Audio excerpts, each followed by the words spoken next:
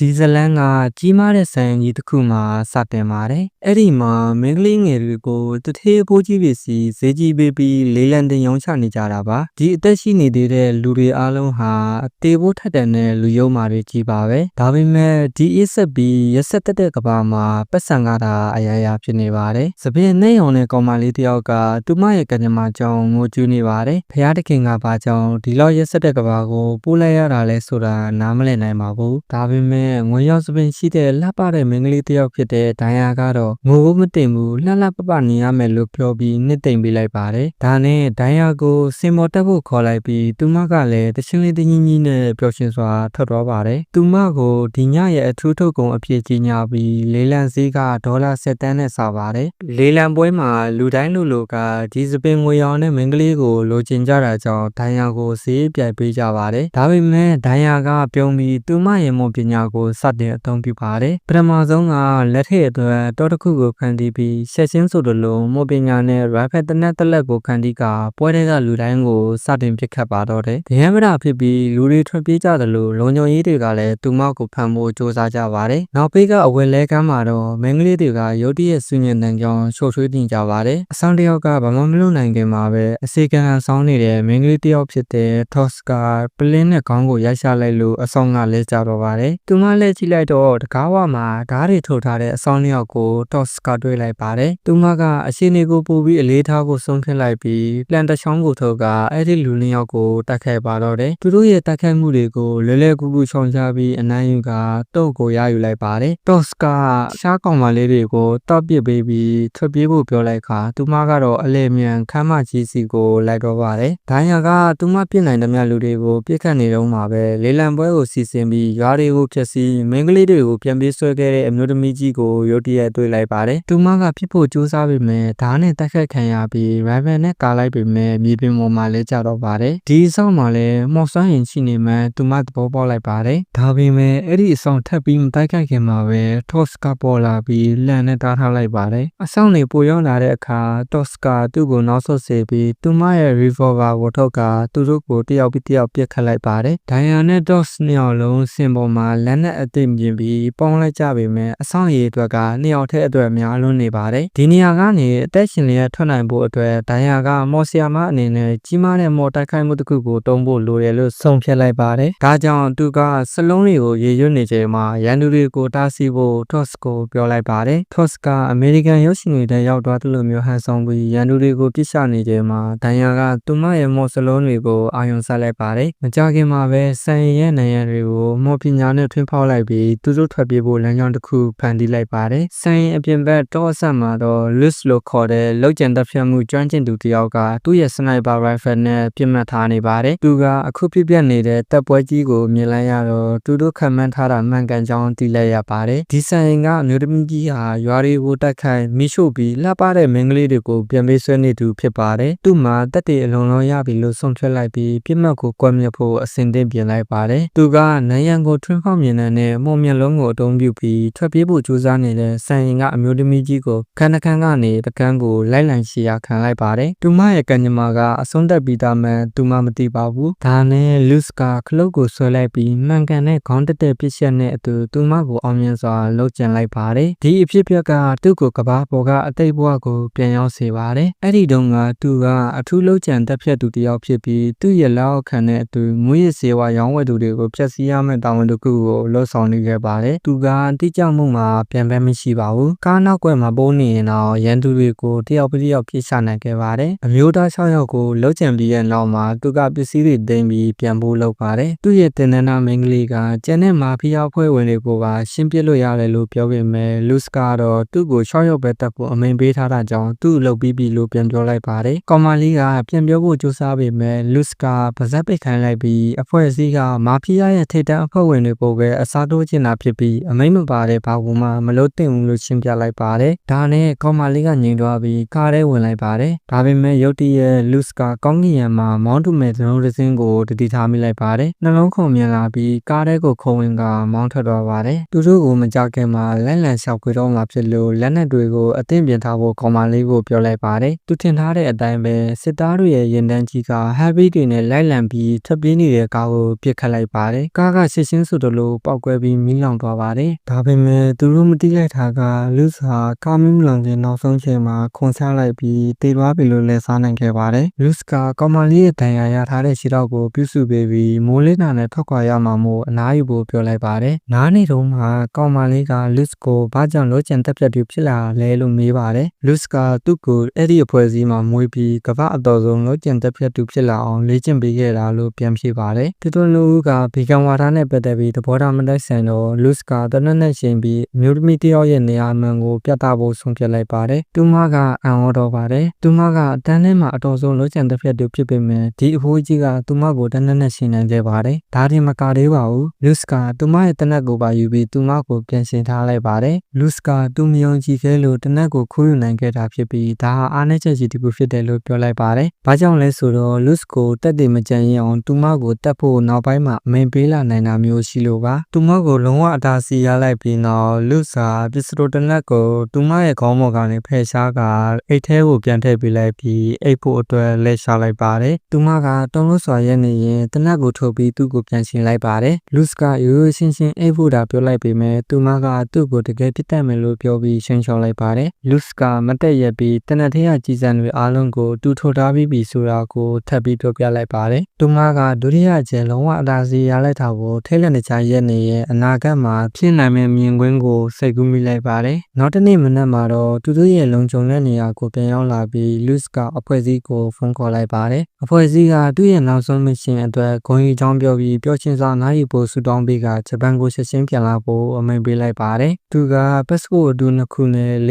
ေလက်မှတ်အတူတွေကိုထုတ်ပြီးအောင်မြင်စွာလေယာဉ်ပေါ်ကိုတက်လိုက်ကြပါတယ်။ဟန်ကုန်မှာထားနေရင်လူစ်ကသူ့ရဲ့ဘဝကိုဘာဆက်လုပ်ရမလဲဆိုတာစဉ်းစားနေတော့ရုတ်တရက်လေယာဉ်ကပြင်းထန်စွာတုန်ခါသွားပြီးလေယာဉ်ပြန်ပေးဆွဲခံရပြီးဆိုတဲ့သတင်းထွက်လာပါတယ်။လူစ်ကဒါကိုတစ်ခုခုထူးဆန်းနေတယ်လို့ခံစားရလို့လေယာဉ်မောင်းခန်းစီကိုအမြန်ပြေးသွားပါတယ်။လေယာဉ်မဲကိုဖယ်လိုက်ပြီးတကားကိုဖွင့်လိုက်တဲ့အခါလေယာဉ်မှုနှစ်ယောက်လုံးတည်နေပြီးထင်းချိုးဆက်တွေအားလုံးပျက်စီးနေတာကိုတွေ့လဲရပါတယ်။သူ့ကိုတက်တင်မကြံရအောင်အပြစ်တက်ချင်းလိုက်ပြီးဆိုတာကိုလူစ်တဘောပေါက်လိုက်ပါတယ်။သူကသူ့ကံကြမ္မာကိုပြန်ပြုံးပြပြီးလေယာဉ်ကိုမောင်းနှင်ဖို့ကြိုးစားပေမဲ့အဖွဲ့အစည်းကအခွင့်အရေးမပေးဘဲတိုက်လေယာဉ်တစ်စင်းကိုဆစ်လွတ်လိုက်ပြီးသူတို့ကိုကောင်းကင်မှာပဲပြစ်ချလိုက်ပါတော့တယ်။လူစ်ကကဘာမြေပေါ်မှာသူ့ရဲ့နောက်ဆုံးထွက်ကိုရှူရင်းတစ္ဆာပေါက်ခံရတယ်လို့ခံစားရပြီးတည်ဆုံသွားပါတယ်။ရုတ်တရက်သူဟာမတူညီတဲ့ဘုံတစ်ခုမှာသပင်အပြေရောင်နဲ့နတ်ဖျားမတယောက်ရဲ့ရှေ့မှာနိုးလာပါတယ်။နတ်ဖျားမကဘယ်သူကမှမယုံရဘူးဆိုပြီးသူ့လက်ထောက်ကိုတင်ကန်းစာပေးခဲ့တဲ့သူကအဖွဲ့အစည်းကိုယုံကြည်လို့တည်ဆုံသွားရတဲ့အတွက်သူ့ကိုလောင်ပြောင်ရင်မောနေပါတယ်။လူစ်ကဘာလို့ကျင်တ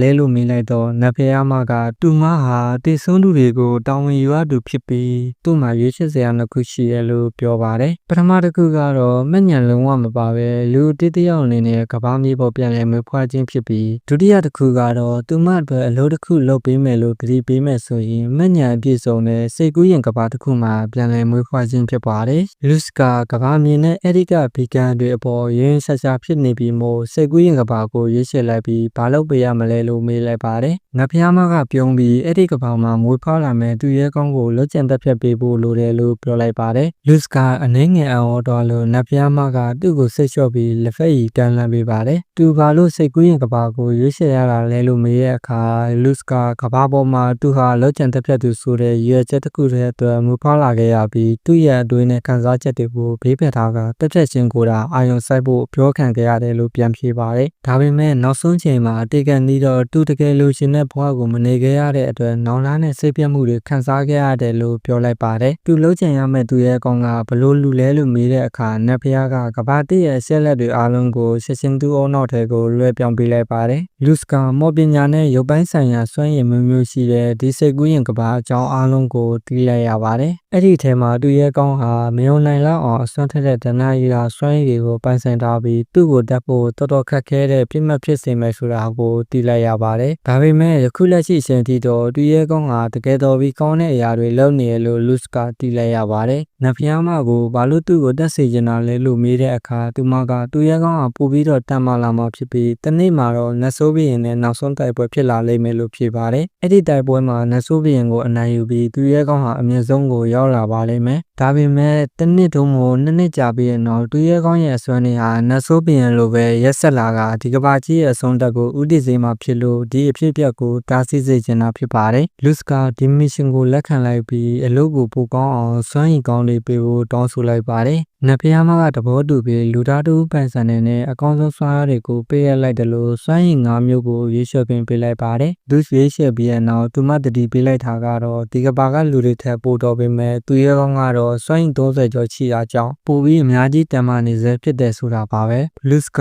တတိထားမဲ့လို့ပတိပြီးရဲ့နောက်မှာသူဟာမူမက်လွတ်ကျန်တစ်ဖက်သူမိသားစုတစ်ခုမှာလူစတူဟာတာတဲ့ဖြစ်မှုခေါ်လာခဲ့ပါတယ်။သူ့ရဲ့မိခင်ကတော့လှပတဲ့ Airy ဖြစ်ပြီးဖခင်ကတော့ Master လွတ်ကျန်တစ်ဖက်သူ CN ဖြစ်ပါတယ်။နဲ့အနေငယ်ကြတော့လူစကရရှိရှိတဲ့ကောင်းလေးတစ်ယောက်ဖြစ်လာပါတယ်။မနက်တိုင်းအမဲလိုက်ထွက်ပြီးအမဲကောင်တွေကိုခေါင်းတက်တဲ့ပြစ်ချက်နဲ့တားကောင်ကအမဲလိုက်ခံရမှမသိခင်မှာတက်ပစ်တာအကောင်းဆုံးဖြစ်ပြီးဒါမှဒါအသားရဲ့ရတာကိုအကောင်းဆုံးထိန်းသိမ်းနိုင်မယ်ဆိုတာတင်ခဲ့ပါတယ်။သူကနောက်ထပ်ရုံတစ်ကောင်ကိုအိမ်ကိုတဲလာပြီးတန်ချင်းလုပ်ပြီးတော့အတစ်တစ်ခုခုလုပ်ဖို့ဆုံးဖြတ်လိုက်ပါတယ်။သူ့အမေကသူ့အတွက်ဟင်းချက်ခွင့်မရတာကိုမကြင်မလန့်ပြောဆိုတဲ့အခါလူစကပါဇက်ပစ်ကိုပြောလိုက်ပြီးဂေါ်ဒန်ရဆေးတောင်ကြိုက်မဲ့ဟင်းတစ်ခွက်ချက်ပြမယ်လို့ပြောလိုက်ပါတယ်။သူကယုံသားကိုအသုံးသေးလေးတွေလိနေရင်အစားအစာကနေရရှိမဲ့အာဟာရဓာတ်တွေကိုစဉ်းစားနေပါတယ်။အာဂါဓမ္မတရားလိုပဲအဆီနေတဲ့ protein အရင်းမြစ်ဖြစ်တဲ့ယုံသားကိုတုံးပြဖို့စဉ်းစားနေပါတော့တယ်။ယုံသားရဲ့တားရဲဆန်တဲ့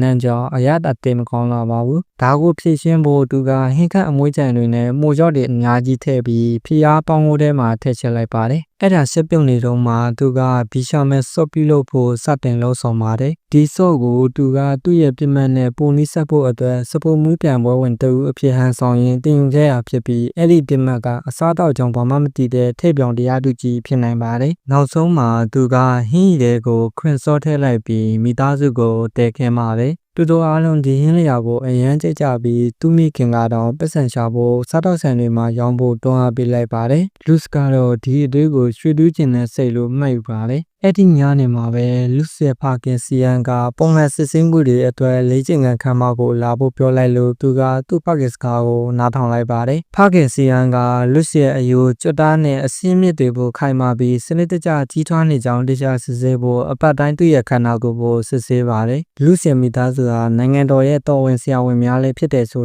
ပေါ်လွင်လာပါတယ်။ဒါပေမဲ့နောက်ွယ်မှာတော့ဆရာဝန်အဖြစ်အစဉ်တန်းကိုအထုံးပြုပြီးသူတို့ရဲ့ပြစ်မှတ်တွေနဲ့နှိစက်ကလှုပ်ကြံတက်ဖြတ်ကြတာပါသူ့ရဲ့ဖခင်ကအလွန်စီကံကြီးတဲ့ဆရာတစ်ယောက်ဖြစ်ပြီးလှုပ်ကြံတက်ဖြတ်ခြင်းနှိစနစ်တွေအပြင်ကုသခြင်းနှိစနစ်တွေကိုလည်းသင်ပေးပါတယ်ဒါအပြင်ခိုးဝှက်မှုခွန်အားလက်ချောင်းထိုးဖို့တိုက်ခိုက်မှုနဲ့လက်နက်ကျွမ်းကျင်မှုတွေကိုပါလေ့ကျင့်ပေးပါတယ်ဒီလိုလေ့ကျင့်ပေးတာဟာလူစအလွန်အဆင်ပြေပါတယ်ဒီနည်းနဲ့သူရဲ့ကောင်းကိုတနည်းကြလှုပ်ကြံတက်ဖြတ်ဖို့လေ့ကျင့်နေတာကိုဖုံးကွက်စရာမလိုတော့ပါဘူးသူခန္ဓာကိုယ်စစ်ဆေးပြီးတော့ဖခင်ကလူစကိုအဝတ်စားပြန်ဝတ်ဖို့ပြောပြီးသူတမ်းမလာတာကိုရှိကျူးကနောက်ဆုံးတော့ခွဲစိတ်မှုအတွက်အဆင်သင့်ဖြစ်ပြီလို့ပြောလိုက်ပါတယ်ဒီစကားကလူစကိုတကယ်စိတ်လှုပ်ရှားစေပါတယ်ဘာလို့ဆိုတော့သူ့မိသားစုမှာနောက်ထပ်လိုအပ်ချက်တစ်ခုရှိသေးလို့ပါလူစရဲ့ဖခင်နဲ့ဘိုးဘေးတွေအားလုံးဟာသူတို့ရဲ့မျက်လုံးတွေကိုအထူးလက်နက်အဖြစ်ပြောင်းလဲပေးတဲ့အထူးခွဲစိတ်မှုတစ်ခုကိုခံယူခဲ့မှုပါတယ်ခွဲစိတ်ပြီးတော့သူတို့အားလုံးဟာမန္နာစီးဆင်းမှုကိုမြင်နိုင်ပြီးအလင်းနေတဲ့နေရာတွေမှာပုံမကောင်းမွန်စွာမြင်နိုင်တယ်လို့မိသားရာပေါင်းများစွာဝေးတဲ့နေရာကဖြစ်ပျက်နေတဲ့အရာတွေကိုပါရှင်းရှင်းလင်းလင်းမြင်နိုင်လာပါတယ်လူစဟာဒီအရှင်ကိုစောင့်နေကြတာမို့ရှင်းရှင်းပဲခွဲစိတ်ဖို့သဘောတူလိုက်ပါတယ်ခွဲစိတ်ပြီးတော့သူဟာရက်နှင်းငယ်ကြာမျက်စိကိုပိတ်ထားရပါတယ်ဒါပေမဲ့မျက်နှာပုံးကိုဖယ်လိုက်တဲ့အခါသူတစ်ခါမှမမြင်ဘူးတဲ့ကဘာကြီးကိုမြင်လိုက်ရပါတယ်ဖခင်စီလက်ကြည့်လိုက်တဲ့အခါသူ့ဖခင်ရဲ့ခန္ဓာကိုယ်တွေကမန္နာစီးဆင်းမှုကိုဒါမကသူ့ရဲ့ခန္ဓာကိုယ်တွေကနေမန္နာတွေထွက်ပေါ်လာတာကိုတွေ့မြင်လိုက်ရပါတယ်သူ့ဖခင်ကသူ့ကိုမောပညာတင်ပေးဖို့ဆရာတယောက်ရှာတွေ့ပြီလို့ပြောလိုက်တဲ့အခါလူစာအရန်ပျော်သွားပါတယ်ဘာလို့လဲဆိုတော့သူဒီကဘာကိုရောက်လာကြတဲ့ကသူ့မောပညာကိုအမြဲတင်ယူခြင်းနေကြတာပါနောက်ဆုံးတော့သူ့ရဲ့မောဆရာမနဲ့တွေ့ဆုံရမယ့်နေ့ကိုရောက်လာပါတယ်အကြောင်းတချို့ကြောင့်သူ့မိခင်ကသူ့ကိုမင်္ဂလိတူလို့ဝစ်ဆင်စေပြီးပရိသတ်တူလို့ပြင်ဆင်လိုက်ပါတယ်ဘာပဲဖြစ်ဖြစ်သူနဲ့သူ့မိသားစုကဆရာမကိုတွေ့ဖို့အဆင်သင့်ဖြစ်နေပါပြီသူကအက်စတိုင်းရဲ့စင်းထဲမှာနာမည်ပါနေတဲ့အဖိုးကြီးတယောက်ဖြစ်လိမ့်မယ်လို့မျှော်လင့်ထားခဲ့တာပါ ဒါပေမဲ့သူကအန်နမီကဘာထဲမှာမို့သူ့ရဲ့ဆရာမဟာလှပတဲ့စပင်ငွေရောင်နဲ့မိန်းကလေးဖြစ်တဲ့ဒိုင်ယာဖြစ်နေပါတယ်။လူစကတော့တိတ်အထင်မကြီးပဲဒိုင်ယာကတကယ်တော့ရဲ့လားလို့တန်တရားဝင်နေပါတယ်။ဒိုင်ယာကဒီအချက်ကိုတီးလိုက်လို့နိုင်ငံတော်ရဲ့ထိပ်တန်းမော်ဆရာမ9ဦးထဲကတစ်ယောက်ဖြစ်ကြောင်းပြသဖို့အနည်းငယ်မှာကြီးမားတဲ့ပေါက်ကွဲမှုကြီးတစ်ခုဖန်တီးပြီးသူမရဲ့စွာကိုတရုပ်ပြလိုက်ပါတယ်။နောက်တစ်နေ့မှာလူစကဒိုင်ယာကိုတရားဝင်မိတ်ဆက်ပါတယ်။ဒိုင်ယာကသူ့တဲ့3နှစ်ပဲကြီးတာကြောင့်ရိုးရာဓလေ့တွေကိုကြော်တော့ဖို့ပြောလိုက်ပါတယ်။ထို့နောက်သူမကမန္နာတူလွန်နိုင်တဲ့တင်းငယ်တဲ့ဖန်လုံးလေးတစ်လုံးကိုပေးလိုက်ပြီးသူ့မှာရှိသမျှအားလုံးကိုအတိဆဲထဲဖို့ပြောလိုက်ပါတယ်။လူစကနာခံပြီးသူ့ရဲ့မန္နာကိုဖန်လုံးနဲ့စတင်ပို့ဆောင်တဲ့အခါဒိုင်ယာကသူ့ရဲ့မန္နာပမာဏကိုမြင်ပြီးအထင်ကြီးသွားပါတယ်။ဒါပေမဲ့လူစကသူဘလောက်အစွမ်းထက်လဲဆိုတာမပြခင်ကတည်းကသူမကအထင်ကြီးနေခဲ့တာပါ။လူစာအစမပြတ်လေ့ကျင့်မှုကြောင့်သူ့ရဲ့မန္နာပမာဏကိုအစပေါင်း1000တိုးမြင့်ထားခဲ့ပါတယ်။သူကတင်းနေတဲ့ဖန်လုံးကိုထိန်းချုပ်နိုင်တာတဲ့ပုံများတဲ့မန္နာတွေကိုစက်တိုက်ထိုးသွင်းနေပါတယ်။ဖန်လုံးကအကွဲသွားတာကိုမြင်တော့ဒိုင်ယာကထိတ်လန့်သွားပြီးတက်နေသမျှဝိုးဝဲကိုလွတ်ပြင်းဖို့ပြောလိုက်ပါတယ်။ဒုစကချက်ချင်းပဲအဲ့ဒီဖန်လုံးကို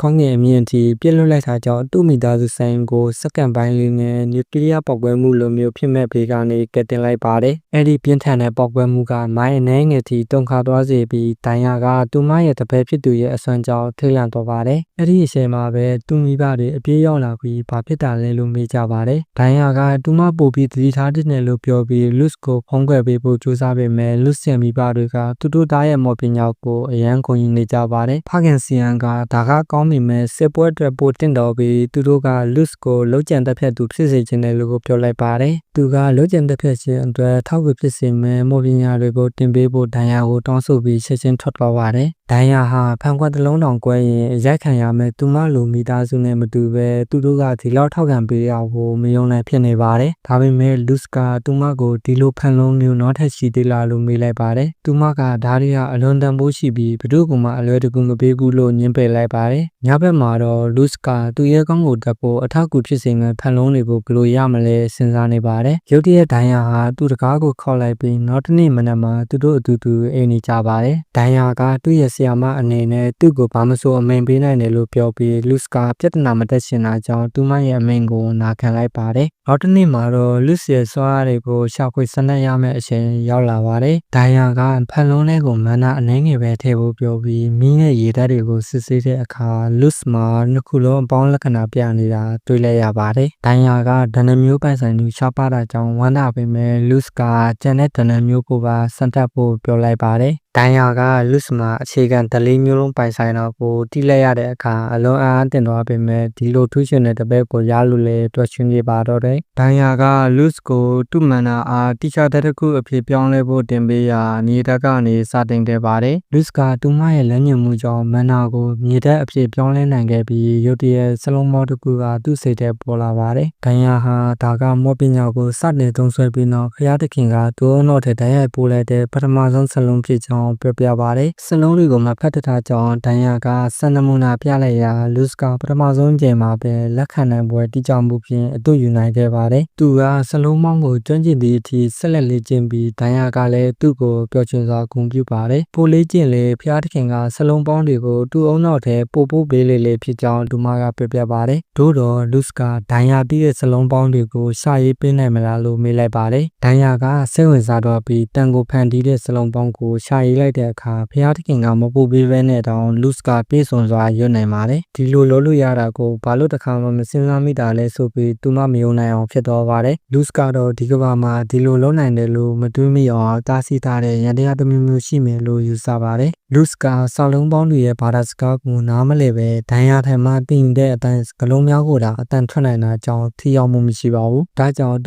ူမသိသေးတဲ့စလုံးပေါင်းအလုံးကိုရှာရေးပေးဖို့တောင်းဆိုပြီးအဲ့ဒီစလုံးတွေရေးသားထားတဲ့ဘာသာစကားကိုဖော်ထုတ်ဖို့ကြိုးစားပါတော့တယ်။ဒိုင်ယာကကွဲပြားခြားနားတဲ့ဒွတ်စင်တွေကိုခန့်တီးထားတဲ့စလုံးပေါင်းတွေကိုစတင်ရှာရေးခဲ့တဲ့အခါလူစ်ကအဲ့ဒီစလုံးပေါင်းတွေကနံပါတ်တွေရဲ့ဆက်စပ်မှုကိုရှင်းရှင်းသိရှိတော့ပါတယ်။လူစ်ကထိုနံပါတ်တွေကတက်ထုတွေရဲ့အရေးပြောမှတ်ကဲ့သို့ ယူဘဗေဒဆိုင်ရာအချက်အလက်များကိုရည်ညွှန်းနေကြောင်းချက်ရှင်းသိရှိပြီးဒိုင်ယာကိုရှင်းပြပါတယ်။သို့တော်လည်းသူမကယူဘဗေဒကိုနားလည်လောက်အောင်ပညာမသင်ဘူးပါဘူး။မိတို့ပင်ဖြစ်စေလူစ်ကဒိုင်ယာမသိသေးတဲ့ရွှေကိုခံတီးတဲ့စလုံးပေါင်းကိုသူခံတီးနိုင်ကြောင်းသဘောပေါက်တော့ပါတယ်။သူကစလုံးပေါင်းဘာသာစကားဖြင့်တန်ဖိုးများကိုကူးယူစေပြီးဒိုင်ယာကဆန်းရွက်တဲ့အခါရုတ်တရက်အားနေပြီးလဲကျတော့ပါတယ်။လူစ်ကထိုစလုံးပေါင်းကိုသူကိုယ်တိုင်ဆန်းရွက်တဲ့အခါအားသစ်စွာဖြင့်ရွှေတုံးတုံးကိုပြဿနာမရှိဘဲဖန်တီးနိုင်ခဲ့ပါတယ်။သူကအဆင့်ဘီရှိစပယ်ဝီပါဟူသောစိုင်းရီကိုရေးချခဲ့ခြင်းကြောင့်စလုံးပေါင်းအသစ်များဖန်တီးနိုင်ခြင်းဖြစ်ကြောင်းရုတ်တရက်သဘောပေါက်တော့ပါတယ်။သို့တော်လည်းသူကစလုံးပေါင်းကိုဒီကျန်ရေးဆိုပြီ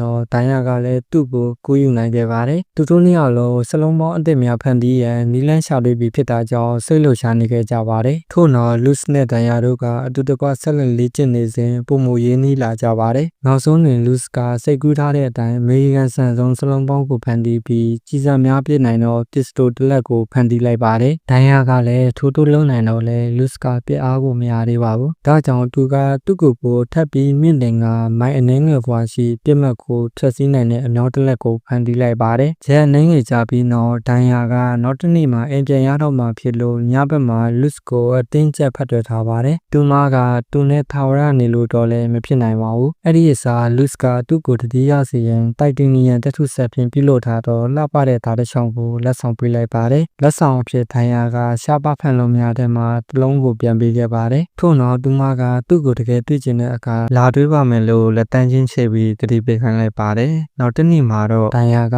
အိမ်လို့ထွက်ပါတော့ပြီးသူမမရှိတဲ့အခါဖခင်စီယန်ကသူတို့မိသားစုလုပ်ငန်းအကြောင်းကိုပုံမသိရှိရန်လွတ်စာလုံလောက်စွာတတ်မှတ်နေပြီလို့ဆုံးဖြတ်လိုက်ပါတယ်။ဖခင်ကသူ့ကိုတေတံကြအကျဉ်းသားများရှိရာထောင်လို့ခေါ်သွားပြီးထိုအကျဉ်းသားများကိုလှုပ်ကျန်တစ်ပြက်တွေများတက်ဖို့မတုံဆိုင်ရအောင်လေ့ကျင့်ရင်ပြမတ်အဖြစ်အသုံးပြုကြောင်းပြောပြပါတယ်။လွစ်ကစူးစမ်းလို့စေဖြစ်ကဖခင်အားသူ့ကိုစိတ်ခံစားမှုတွေကိုဖိနှိပ်ပြီးလူတက်ဆက်တစ်ခုဖြစ်အောင်ဘာကြောင့်လေ့ကျင့်မပေးခဲ့တာလဲလို့မေးပါတယ်။အကယ်၍ထိုတို့သာဆိုပါကသူကလုံးဝတုံဆိုင်နေမှာမဟုတ်ပါဘူး။စီယန်ကသူတို့ဟာလူသားများဖြစ်ပြီးကိရိယာများမဟုတ်ကြောင်းအမိန်ပေးတိုင်းမတက်ကြောင်းပြောပြပါတယ်။သူတို့ကပြစ်မှတ်ရဲ့ပြစ်မှုများကိုဆက်စစ်ပြီးတက်ရှင်ကသူတို့နိုင်ငံတော်အတွက်အမှန်တကယ်အကျိုးပြုမလားဆိုတာကိုဆုံးဖြတ်ပါတယ်။အဲ့ဒီအတွက်သူတို့ရဲ့လူသားဆန်မှုလိုအပ်တယ်လို့ဆိုပါတယ်။လူစ်ကစိတ်ရှုပ်ထွေးသွားပြီးဒါကသူ့ရဲ့ရခင်ဘွားကတည်ယူခဲ့တာနဲ့လုံးဝဆက်ကျင်ပဲဖြစ်နေတာကြောင့်ပါ။မိနစ်နဲ့ငယ်ကြပြီးရဲ့နောက်စီယန်ကသူ့ကိုအခန်းတစ်ခန်းတို့ခေါ်သွားပြီးသူ့ရဲ့လူတက်မှုစီရင်ကိုတုံညာမှတစ်ကိုတိုးဖို့အရှင်တန်ပြီလို့ပြောလိုက်ပါတယ်။သူကကလစ်ထိုင်တွင်ရှိနှောင်ထားသောမင်းကလေးတူထံခေါ်သွားပြီးထိုမင်းကလေးကခိုးမှုဓမြမှုလူတက်မှုမိရှို့မှုစတဲ့ရာဇဝတ်မှုတွေများစွာကိုကျူးလွန်ထားတယ်လို့ပြောပါတယ်။မင်းကလေးကတနာခံပြီးဒါဟာမတော်တဆမှုတာဖြစ်တယ်လို့ပြောတော့လဲစီယန်ကမတော်ဆိုင်မှုကိုပြောလိုက်ပါတယ်။သို့တော့လူစ်ကထိုလူများပြောနေမှန်းသိပါတယ်။သူကသူမရဲ့လက်ကောက်ဝက်ကိုဓာတ်ဖြင့်လှိလိုက်ရာသူမက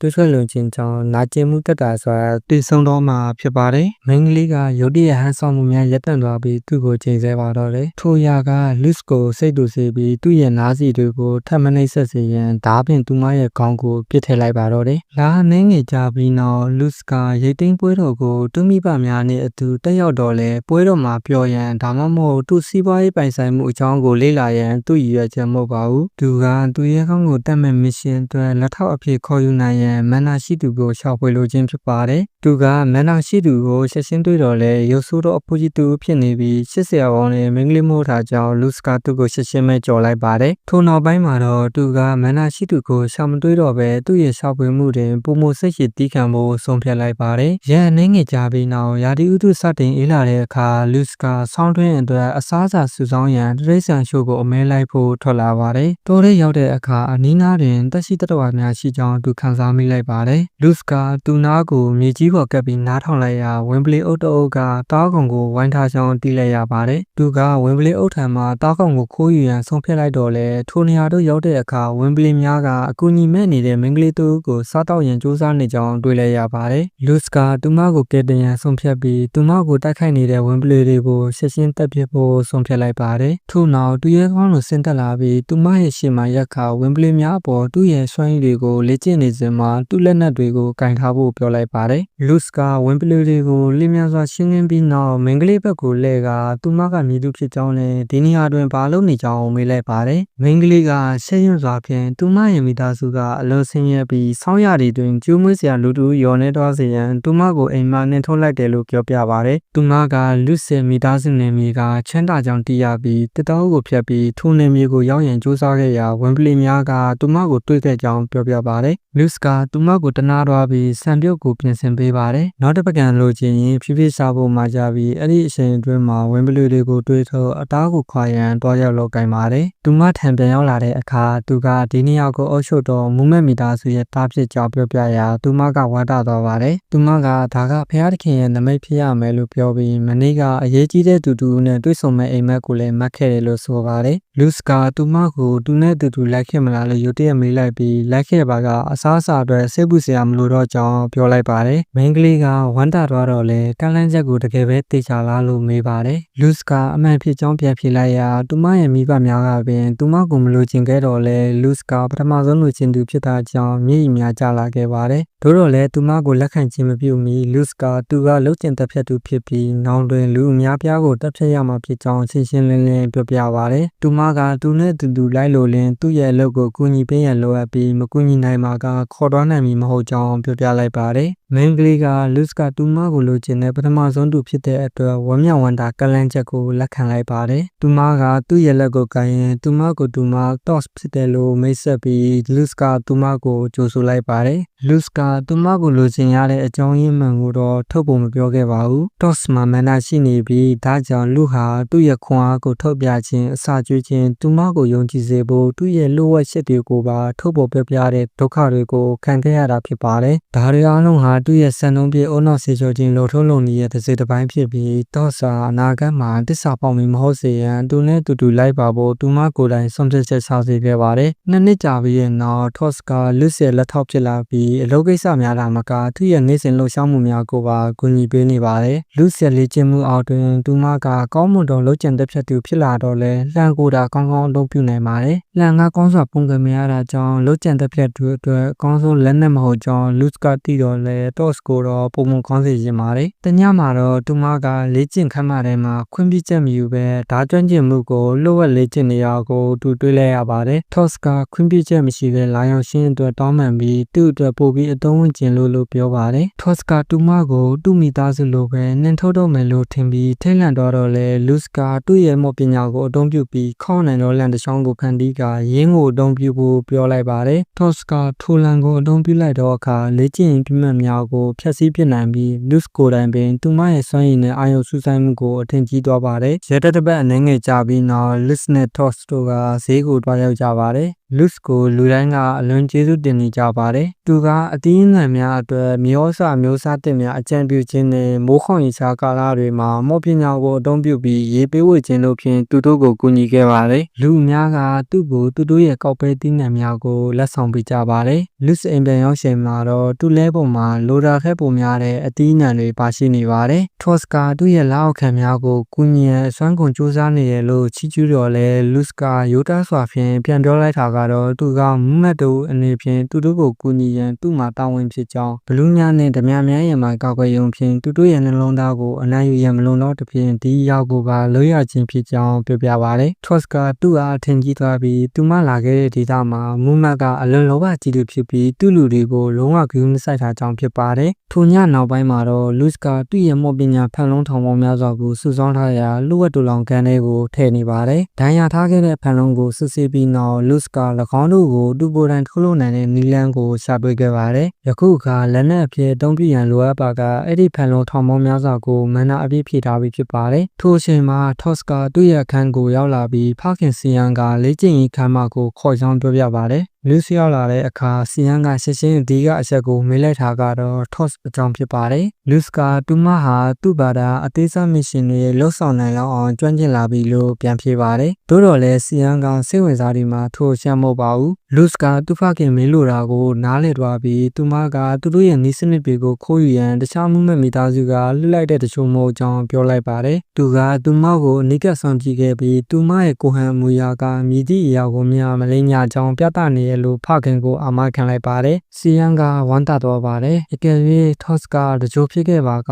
သူမကိုတပ်ပြရမှာဖြစ်တာကြောင့်ဖြစ်ပါတယ်။တာမန်လူတွေမှာမန်နာရှိနေတာကအလွန်ရှားပါးတာကြောင့်တက်ရတာကလည်းဝမ်းနည်းစရာကောင်းတယ်လို့ဆိုပါတယ်။လူစနဲ့ထော့စ်တို့တွေ့ဆုံပုံကကံကြမ္မာတိုက်ဆိုင်မှုအများကြီးရှိခဲ့တယ်လို့သူကထင်နေစေဖြစ်တော်လဲယခုအခါမှာသူတို့ကိုစုံစည်းစေခဲ့တာကလည်းအံ့ဖွယ်ရာဖြစ်ရဖြစ်တယ်လို့ယုံကြည်နေပါတယ်။ထို့နောက်စီယန်ကလူစ်ကိုသူ့ရဲ့နောက်ထပ်လေ့ကျင့်ခန်းအတွက်ခေါ်ခဲ့ခြင်းဖြစ်ပြီးအထူးစစ်ဆေးမှုလည်းဖြစ်ကြောင်းပြောပြပါတယ်။သူကဒီစစ်ဆေးမှုနဲ့နောက်ထပ်စစ်ဆေးမှုတစ်ကြိမ်ကိုအောင်မြင်ခဲ့ပါကတင်ငန်းဆောင်များမှာဘွဲရပြီးမစ်ရှင်များကိုလှုပ်ဆောင်ရန်အဆင်သင့်ဖြစ်နေတော့လုပ်ကြံတစ်ဖြတ်သူအပြည့်စုံဖြစ်လာမယ်လို့ပြောလိုက်ပါတယ်။လူစ်ကသူ့ဖခင်ကပေးရတဲ့မစ်ရှင်ကိုဝမ်းမြောက်ဝမ်းသာလက်ခံလိုက်ပါတယ်။ထိုမစ်ရှင်ကတော့လုပ်ကြံတစ်ဖြတ်သူများကဲ့သို့တောထဲမှာတပ်ဖနေအောင်ကြားလက်ရှိရှင်တိုက်ခိုက်ခြင်းဖြစ်ပါတယ်။ပထမဆုံးတွေ့ရှိသူကကြီးမားတဲ့အားသာချက်ကိုရရှိမှာဖြစ်ကြောင်းလူစ်တီးလိုက်ပါတယ်။သို့တော့ဖခင်စီယန်ကသူ့ကိုမတိမတာမြင်တွေ့ပြီးများများဖြင့်ပြစ်ခတ်လိုက်ရာလူစ်ကချက်ချင်းရှုံးပေးလိုက်ရမလို့ဖြစ်သွားပါတယ်။လူစ်ကမြားတွေလာရာရက်ကိုရှာဖွေရင်းပြေးထွက်တော့ပါတယ်။ဖခင်ကိုလင်းမြန်စွာချတွေ့ပြီးဓာတ်ကိုပြစ်ပေါက်တော့လဲ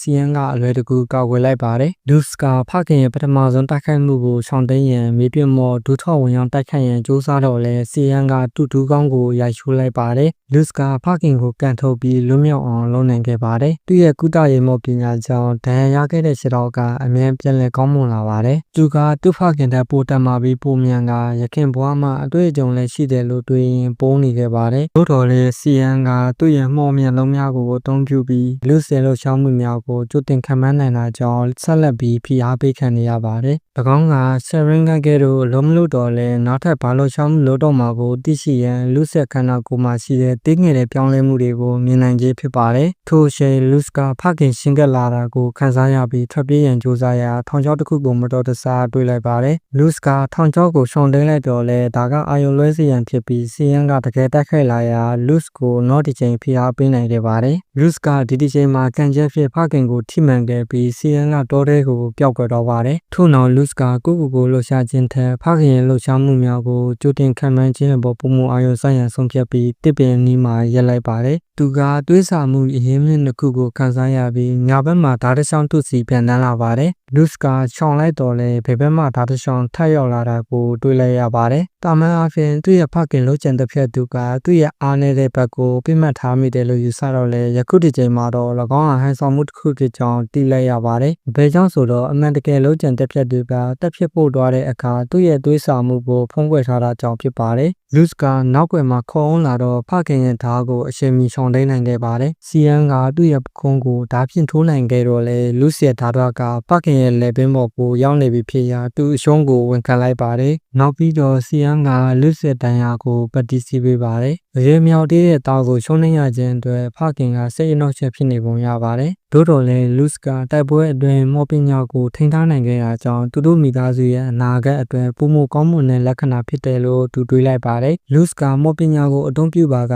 လော့ကျန်တစ်ဖက်သူအဖြစ်သူ့ရဲ့စွမ်းရည်ကိုစစ်ဆေးတာမဟုတ်တော့ပဲတိုက်ပွဲအတွက်အတိတ်ပဲမဲ့သွားလိမ့်မယ်လို့ပြောပါတယ်။စီယန်ကသူ့ရဲ့သားဖြစ်သူလူစ်ကြီးပြင်းလာပြီလို့သဘောပေါက်သွားပြီးသူ့ကိုတင်ပေးစရာဘာမှမရှိတော့ကြောင်းကြီးညာလိုက်ပါတယ်။လူစ်ကယခုအခါအမှန်တကယ်အလုံးများစတင်ယူရန်အဆင်သင့်ဖြစ်ပြီးပုံမတမလာရန်အတွေ့အကြုံသာလိုအပ်တယ်လို့ပြောလိုက်ပါတယ်။ထိုနေ့မှစ၍စီယန်ကလူစ်ကိုသူ့ရဲ့အလုပ်ကြီးစဉ်များကိုခေါ်ဆောင်သွားပြီးစိုးတွန်းပြီးလောဘကြီးရဲ့မူးမတ်တွေကိုသူတို့ရဲ့ပြင်းထန်တဲ့ရာဇဝတ်မှုများကြောင့်လှုပ်ကြံတစ်ဖက်ကြပါတယ်။သူတို့ရဲ့လှုပ်ဝက်အလုပ်ကအသက်များကိုတက်ရှင်းဖြစ်ပြီးသူတို့ရဲ့နေ့စဉ်အလုပ်ကအသက်များကိုပယ်ခြင်းဖြစ်ပါတယ်။စီယန်ကနိုင်ငံတော်ရဲ့အကောင်းဆုံးဆရာဝန်ဖြစ်တာကြောင့်မူးမတ်များရဲ့အိမ်ကိုမကြာခဏဖိတ်ကြားခံရပြီးလူစ်ကိုခေါ်ဆောင်ကမူးမတ်များကသူတို့ရဲ့လုံခြုံရေးအတွက်မိများအားထုတ်ကြသည်ကိုတတိထားမိစေပါတယ်။တနေ့မှာလူနာတူအိမ်မှာပြန်လာစဉ်စီယန်ကလူစ်ကိုသူ့ရဲ့နောက်ဆုံးလေ့ကျင့်ရေးနဲ့နောက်ဆုံးစံတတ်မှုအကြောင်းကိုပြောပြပါတယ်။လုံခြံတစ်ဖက်သူတွေဟာနောက်ခေတ်တကားမှအမြဲတမ်းဝင်လာမဟုတ်ကြောင်းတစ်ခါတည်းရန်ယုံကြည်မှုရယူခြင်းဖြင့်ပြစ်မှတ်ကိုလုံခြံရန်အရှိတကားမှဝင်နိုင်ရန်အတွင်ယူကြကြောင်းပြောပြပါတယ်။လူစ်ကဒီနီးစနစ်ကိုကောင်းစွာတည်ပြီးသူ့ဖခင်ကသူ့ကိုစပူမှုအဖြစ်တရုပ်ဆောင်စေချင်တာလားလို့မေးလိုက်ပါတယ်။သို့တော်စီယန်ကကုန်တဲ့အဖြစ်တရုပ်ဆောင်စေချင်တာဖြစ်ပါတယ်။ဘာကြောင့်လဲဆိုတော့မူးမတ်တွေကသူတို့လိုချင်တဲ့ပစ္စည်းတွေကိုရှာဖွေပေးနိုင်တဲ့ကုန်တယ်များအပေါ်သူတို့ရဲ့ကောက်ွယ်မှုကိုရှော့ချတတ်တာကြောင့်ဖြစ်ပါတယ်။သူကထင်ရှားကြော်ကြတဲ့ကုန်တယ်မိသားစုရဲ့သားဖြစ်တဲ့အဲလစ်ဘာလောအဖြစ်လူစ်အတွက်အရာအလုံးပြည့်စုံသောအတူအယောင်ထော်ထားကိုပြုလုပ်ထားပါတယ်။ ဘာလို့မိသားစုရဲ့ခေါင်းဆောင်ကစီယန်းကိုကျေးဇူးဆက်ရင်ရှိရာကြောင်းသူ့ရဲ့စီကံချက်များကိုသဘောတူခဲ့ပြီးနောက်ထပ်2 နှစ်အကြာလူစ်ကိုကုန်တဲ့အဖြစ်လေ့ကျင့်ပေးရန်ဆန္ဒရှိကြပါတယ်။မကြာမီမှာလူစ်ကသူ့ရဲ့နောက်ဆုံးစံတက်မှုအတွက်ထောက်ခံတော်မှာဖြစ်တာကြောင့်စီယန်းကပါတီတစ်ခုကျင်းပပေးပါတယ်။လုံခြံတက်ဖက်ရေးလုပ်ငန်းမှာပါဝင်တဲ့မိသားစုခွဲများအားလုံးထူပွဲကိုရောက်ရှိကြပါတယ်။လူစ်ကမိမြထူးချွန်ကြောင်းကြားသိရ၍လူတိုင်းကဝမ်းသာကြတော့လဲယာနာအမည်ရှိရန်မှုလေသူကသူ့ပေါ်ဒေါသထွက်နေပါတယ်။သူကလူစ်ကိုဝိုင်ခွဲအလွတ်ဖြင့်ပြစ်ပေါ်လိုက်ရာလူကအလွယ်တကူခံမိလိုက်ပါတယ်။ယာနာရဲ့ဖခင်ကသူ့ကိုတားဆီးရန်စူးစမ်းတော့လဲယာနာကလူစ်ကိုမိသားစုရဲ့အမွေစက္ကန့်သူအဖြစ်လက်မခံနိုင်ကြောင်းပြောလိုက်ပါတယ်။ပထမသားတည်ဆုံပြီးတော့သူကအမွေစက္ကန့်သူအဖြစ်နေရာယူတင်တော်လဲ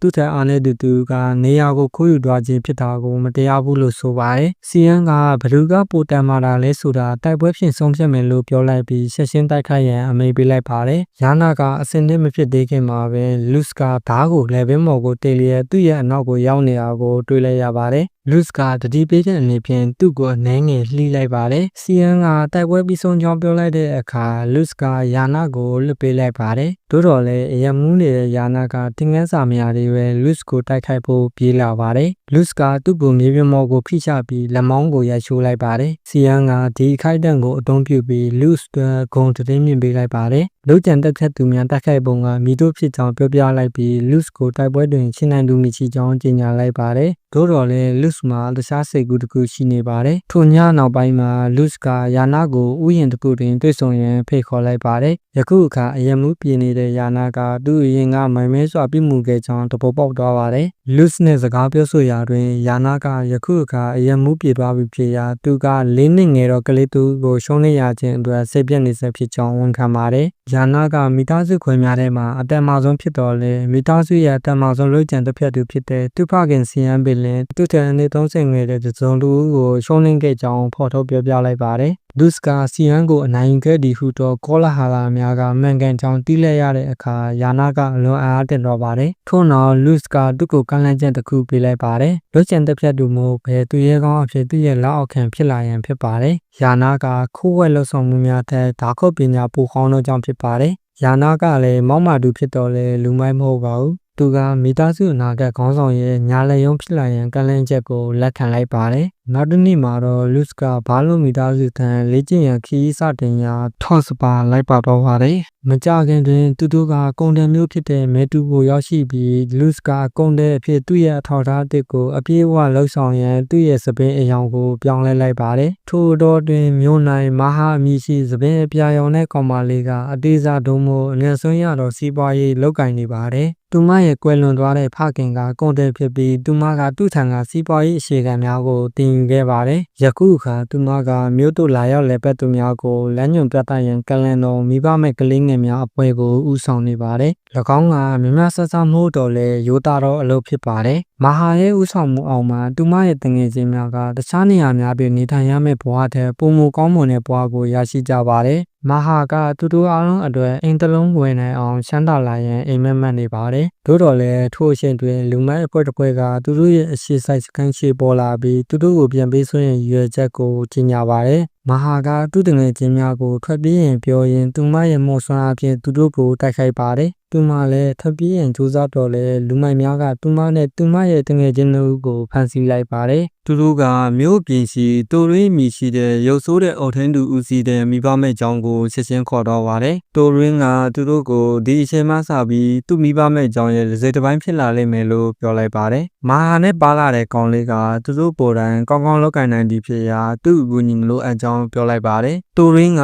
သူ့ကိုလက်ပြီးဖြင့်ထိုးလိုက်ပြီးသူ့ကိုမနာခံသူဒါမှမဟုတ်ထွက်ပြေးရန်ကြိုးစားသူတိုင်းကိုအပြစ်ပေးခံရမယ်လို့ပြောလိုက်ပါတယ်။မဟာနဲ့တခြားတငယ်ချင်းများကိုကြံစည်တဲ့တငယ်ချင်းများရှိတဲ့အခန်းထဲကိုပြစ်ထည့်လိုက်ပါတယ်။မိဘမဲ့ကျောင်းကိုပို့ရန်အတွက်သူတို့ကိုဘာကြောင့်ပြန်ပေးဆွဲရတာလဲဆိုတာသူတို့ကအံ့အားသင့်နေကြပါတယ်။သို့တော့မင်းကလေးတူကမူးမတ်တူရဲ့ဇနီးကပရိုက်တာလုပ်ငန်းကိုလုပ်ကိုင်ပြီးမိဘမဲ့ကျောင်းများကိုရန်ပုံငွေထောက်ပံ့ကြောင်းပြောလိုက်ရာတိုရင်းကအလဲတကူငွေရှာရန်အတွက်သူတို့ကိုပြန်ပေးဆွဲခြင်းဖြစ်နိုင်ကြောင်းကောက်ချက်ချကြပါတယ်။ထိုအချိန်မှာလူမိုက်တူကတပတ်စာစားစာဖြစ်တဲ့ဟင်းတီရွက်တစ်ထုပ်ကိုအခန်းထဲသို့ပစ်ထည့်လိုက်ပါတယ်။တခြားသူများကမျောလင်းချက်မဲ့နေတော့လဲမဟာကဆက်ပြုတ်ရန်အဆင်သင့်ကြောင်းပြောလိုက်ပါတယ်။ထိုဖြစ်ပျက်များကလွန်ခဲ့တဲ့2 နှစ်ခန့်ကဖြစ်ပျက်ခဲ့တာဖြစ်ပြီးယခုအခါကလေးများကအနှင်းငယ်ကြီးပြင်းလာကြပါပြီ။ သူတို့ကိုမိဘမဲ့ကြောင့်ပတ်လည်တွင်အစီခံများဖြစ်အသုံးပြုကြပြီးဈေးတွေရောင်းရန်ဝက်စားများရှုပ်ဖို့ကိုလည်းအတင်းကျပ်ခိုင်းစေခံရပါတယ်။ကောင်းကောင်းမလုပ်နိုင်သူများကိုလူမိုက်များကရိုက်နှက်ကြတော့လဲတိုရင်းကမဟာရဲ့တငယ်ချင်းများကိုနာကျင်အောင်မလုပ်ရန်ပြောလိုက်ပါတယ်။သူကသူတို့ကိုရောင်းချမိသူ့ရဲ့နောက်ထပ်စီးပွားရေးစီမံကိန်းရဲ့အတွက်အကောင်းဆုံးအခြေအနေတွင်ရှိရန်လိုအပ်ထားကြောင်းဖြစ်ပါတယ်။မဟာရဲ့တငယ်ချင်းများက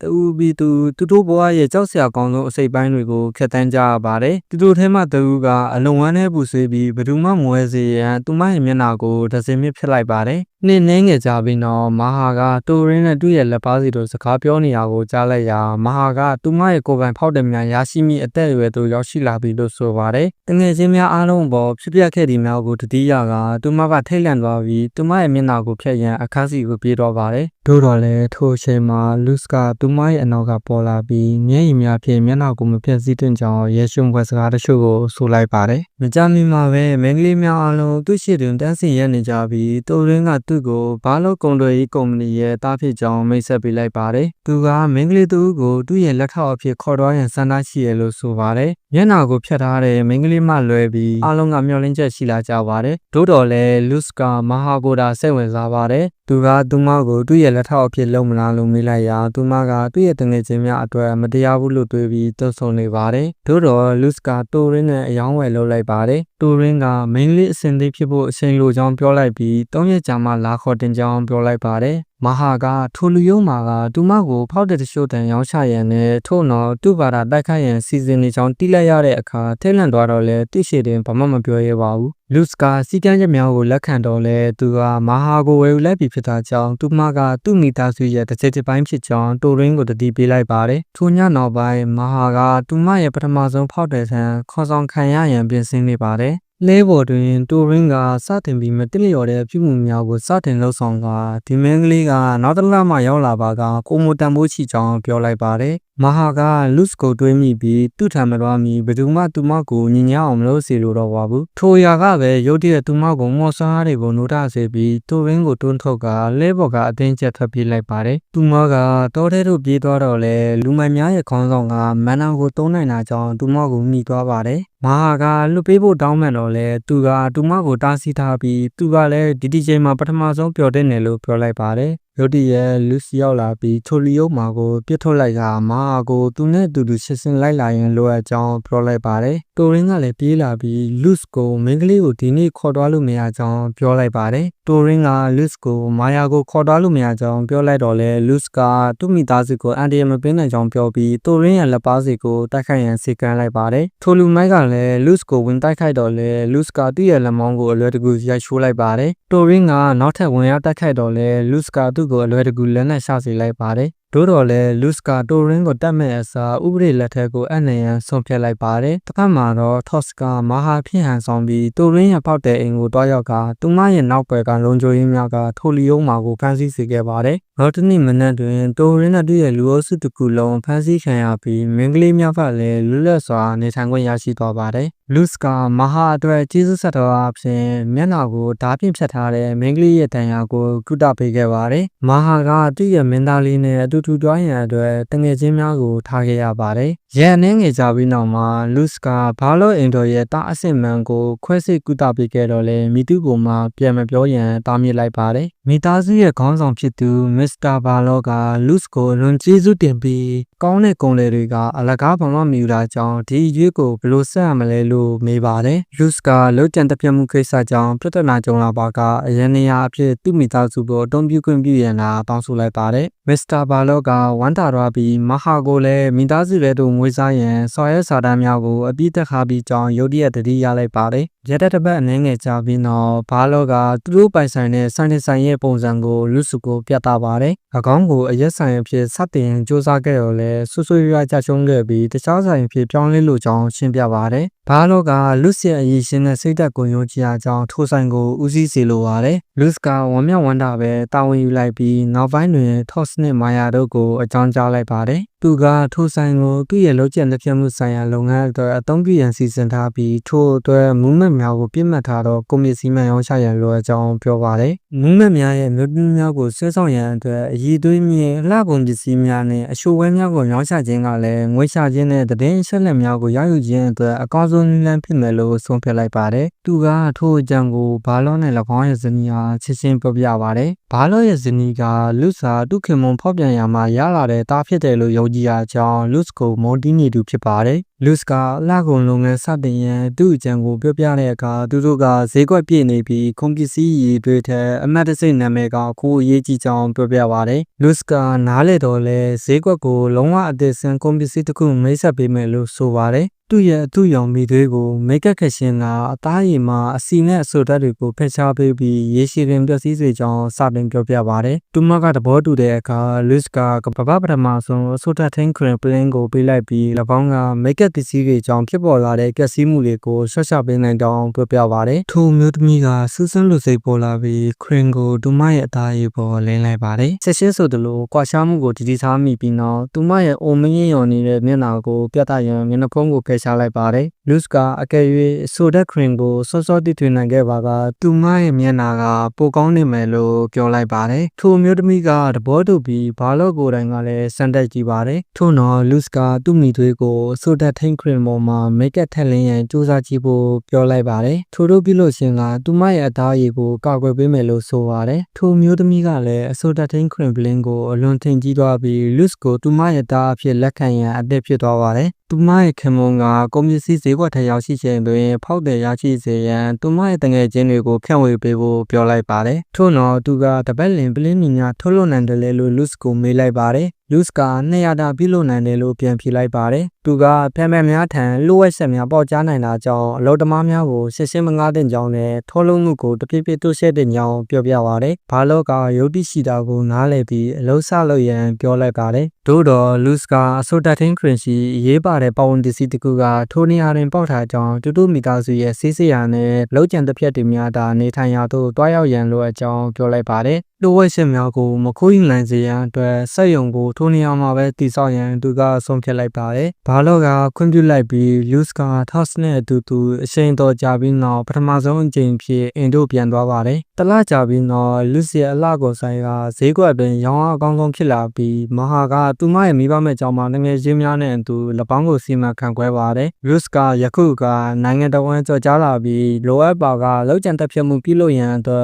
်မူမဲ့အိမ်များတို့လွယ်ကူစွာဝင်ရောက်ခွင့်ရရှိခဲ့ပါတယ်။ ထော့စ်ကဒီအရာကိုအထင်ကြီးတော့လဲမဟာရဲ့တငယ်ချင်းများကိုဆိုင်အတွက်ငှားရမ်းသေးခြင်းတဲ့တို့တော့လူစ်ရဲ့ကျင်နာမှုကိုပုံမထင်ကြီးပါတယ်။လူစ်ကစီးပွားရေးရှုထောင့်ရတာလှုပ်ဆောင်နေခြင်းဖြစ်ကြောင်းပြောပြတော့လဲထော့စ်ကသူကဟန်ဆောင်နေတဲ့ရိုးတတူတူဖြစ်လိမ့်မယ်လို့ထင်နေပါတယ်။မိတို့ပင်ဖြစ်စေကောင်းမူလူစ်ကစက်ရုံရဲ့လုံခြုံရေးအကြောင်းကိုမေးမြန်းပါတယ်။ထော့စ်ကတချို့များကဖောက်ထွင်းဝင်ရောက်ရန်နဲ့ဝန်ထမ်းများကိုလက်ထိုးရန်စူးစမ်းတော့လဲမောင်းမြင်သေးကြောင်းပြောပြပါတယ်။လူစ်ကဆက်ရထက်တန်နေတဲ့သူတို့ရဲ့ပြန်ဘက်တွေကမကြမီပုံမကြီးမားတဲ့ရှင်လန်းတွေလန်းလာတော့မှဆိုတာသိနေပါတယ်။ထိုညမှာပဲသူ့ရဲ့အခန်းကိုရှင်းကပ်လာသူကိုသူခံစားလိုက်ရပါတယ်။တချို့ကလူစ်ကိုပြန်ပေးဆွဲပြီးအဆိုဒတ်ထင်းခရင်ပြုလုပ်နေလိုဝက်ချက်များကိုတိရှိရန်စီစဉ်နေကြောင်းသူသဘောပေါက်လိုက်ပါတယ်။သို့တော့ကံကောင်းစွာဖြင့်ထော့စ်နဲ့မဟာတို့ကတတိရှိနေပြီးလူစ်ဘာမှမလွတ်ရသေးခင်မှာပဲတချို့ကိုခန်းစည်းနိုင်ခဲ့ကြပါတယ်။သူတို့ကသူ့ကိုညှဉ်းပန်းနှိပ်စက်တော့လဲတချို့ကဘာမှမပြောဘဲတိတ်ဆုံးတော့ပါတယ်။လူစ်ကစိတ်မပူပဲဒဏ်ရာခံတွားရောက်ရန်သူ့ရဲ့လဆယ်နားယူခွင့်ကိုယူလိုက်ပါတယ်။ထော့စ်နဲ့မဟာတို့ကသူမရှိရ၍အထီးကျန်တယ်လို့ခံစားရတာကြောင့်သူပြန်လာသည့်အထိရတာရှိတဲ့အစားအစာတွေကိုစားရန်ဆုံးဖြတ်လိုက်ကြပါတယ်။ထို့တော့တွင်လူစ်ကချောကလက်ကူကီများကိုယူဆောင်ပြီးဒဏ်ရာရဲ့အိမ်တို့ပြန်တန်းတော့ပါတယ်။ဒဏ်ရာကသူနောက်ဆုံးလာရောက်လဲပတ်ပြီးနောက်စလုံးပေါင်းအထည်များဖန်တီးထားကြောင်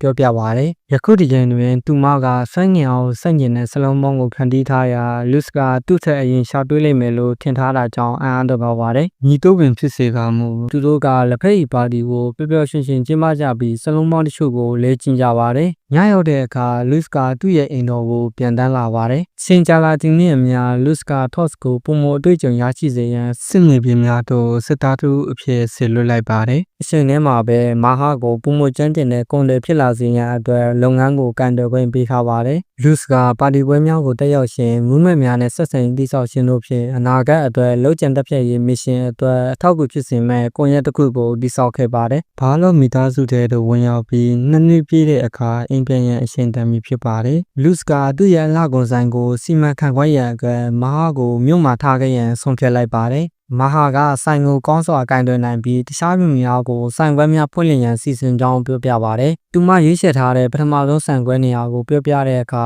Luz အားတက်တော့ပါတယ်။ Luz ကမဟာရဲ့အတိတ်ကိုစုံစမ်းကြည့်ထားရာတစ်ချိန်ကသူမရဲ့ဖခင်ရဲ့ကုမ္ပဏီမှာလုပ်ကိုင်ခဲ့မှုတဲ့ဆိုင်ဖြစ်ကြောင်းသိထားပါတယ်။ဖခင်ကသူ့ရဲ့ညာလက်ရုံးဖြစ်သူတစ္ဆာဖောက်မှုကြောင့်ငွေကြေးအတွက်အသက်ခံရပြီးနောက်မဟာကသူမရဲ့ဘဝအတွက်အန္တရာယ်ကိုသိရှိကထိုမျိုးကနေပြီးတော့ထပ်ပြေးလာခဲ့ခြင်းဖြစ်ပါတယ်။ Luz သဘောပေါက်လိုက်တာကမဟာကသူမရဲ့ဖခင်ရဲ့ကုမ္ပဏီကိုပြန်လည်သိမ်းပိုက်ရန်စီစဉ်နေပြီးဒီဆိုင်ကသူမရဲ့ပန်းတိုင်စီကိုဥတီနေတဲ့ပထမဆုံးရှီလန်ဖြစ်သည်ကိုသိရှိလိုက်ပါတယ်။ Luz ကရလက်များရရှိနေသဖြင့်ကာလပတ်လုံးကိုယ်တာကိစ္စများကအလုပ်ကိုနှောက်ယှက်ပေးခြင်းမရှိပါကသူမလိုချင်တဲ့မြောက်ကိုလုပ်ပိုင်ခွင့်ပေးထားပါတယ်။မဟာကဝမ်းသာသွားပြီးသူမရဲ့တငယ်ချင်းများက Luz ကိုနှုတ်ဆက်လက်ဆောင်ပေးငယ်လာရောက်ကြပါတယ်။သူတို့က Luz ကသူတို့ကိုငရဲဘဝမှာကယ်တင်ပေးခဲ့ပြီးတစ်လျော်တဲ့ဘဝကိုနေထိုင်ပွဲပေးခဲ့ကြောင်းပြောပြပါတယ်။ Luz ကသူ့ရဲ့အတွင်ပြင်ကိုပုံမှန်အတိုင်းပြန်ပြောင်းပြီးအိမ်တို့ပြန်ရန်ပြင်ဆင်ပါတယ်။သူကမဟာကိုစီးပွားရေးနဲ့သူဖန်တီးထားတဲ့သတင်းအချက်အလက်ကွန်ရက်နှစ်ခုစလုံးကိုကင်ရန်ထားခဲ့ပြီးသူမကအပြည့်ထန်စူးစမ်းလိမ့်မယ်လို့ကတိပေးပါတယ်။သူမက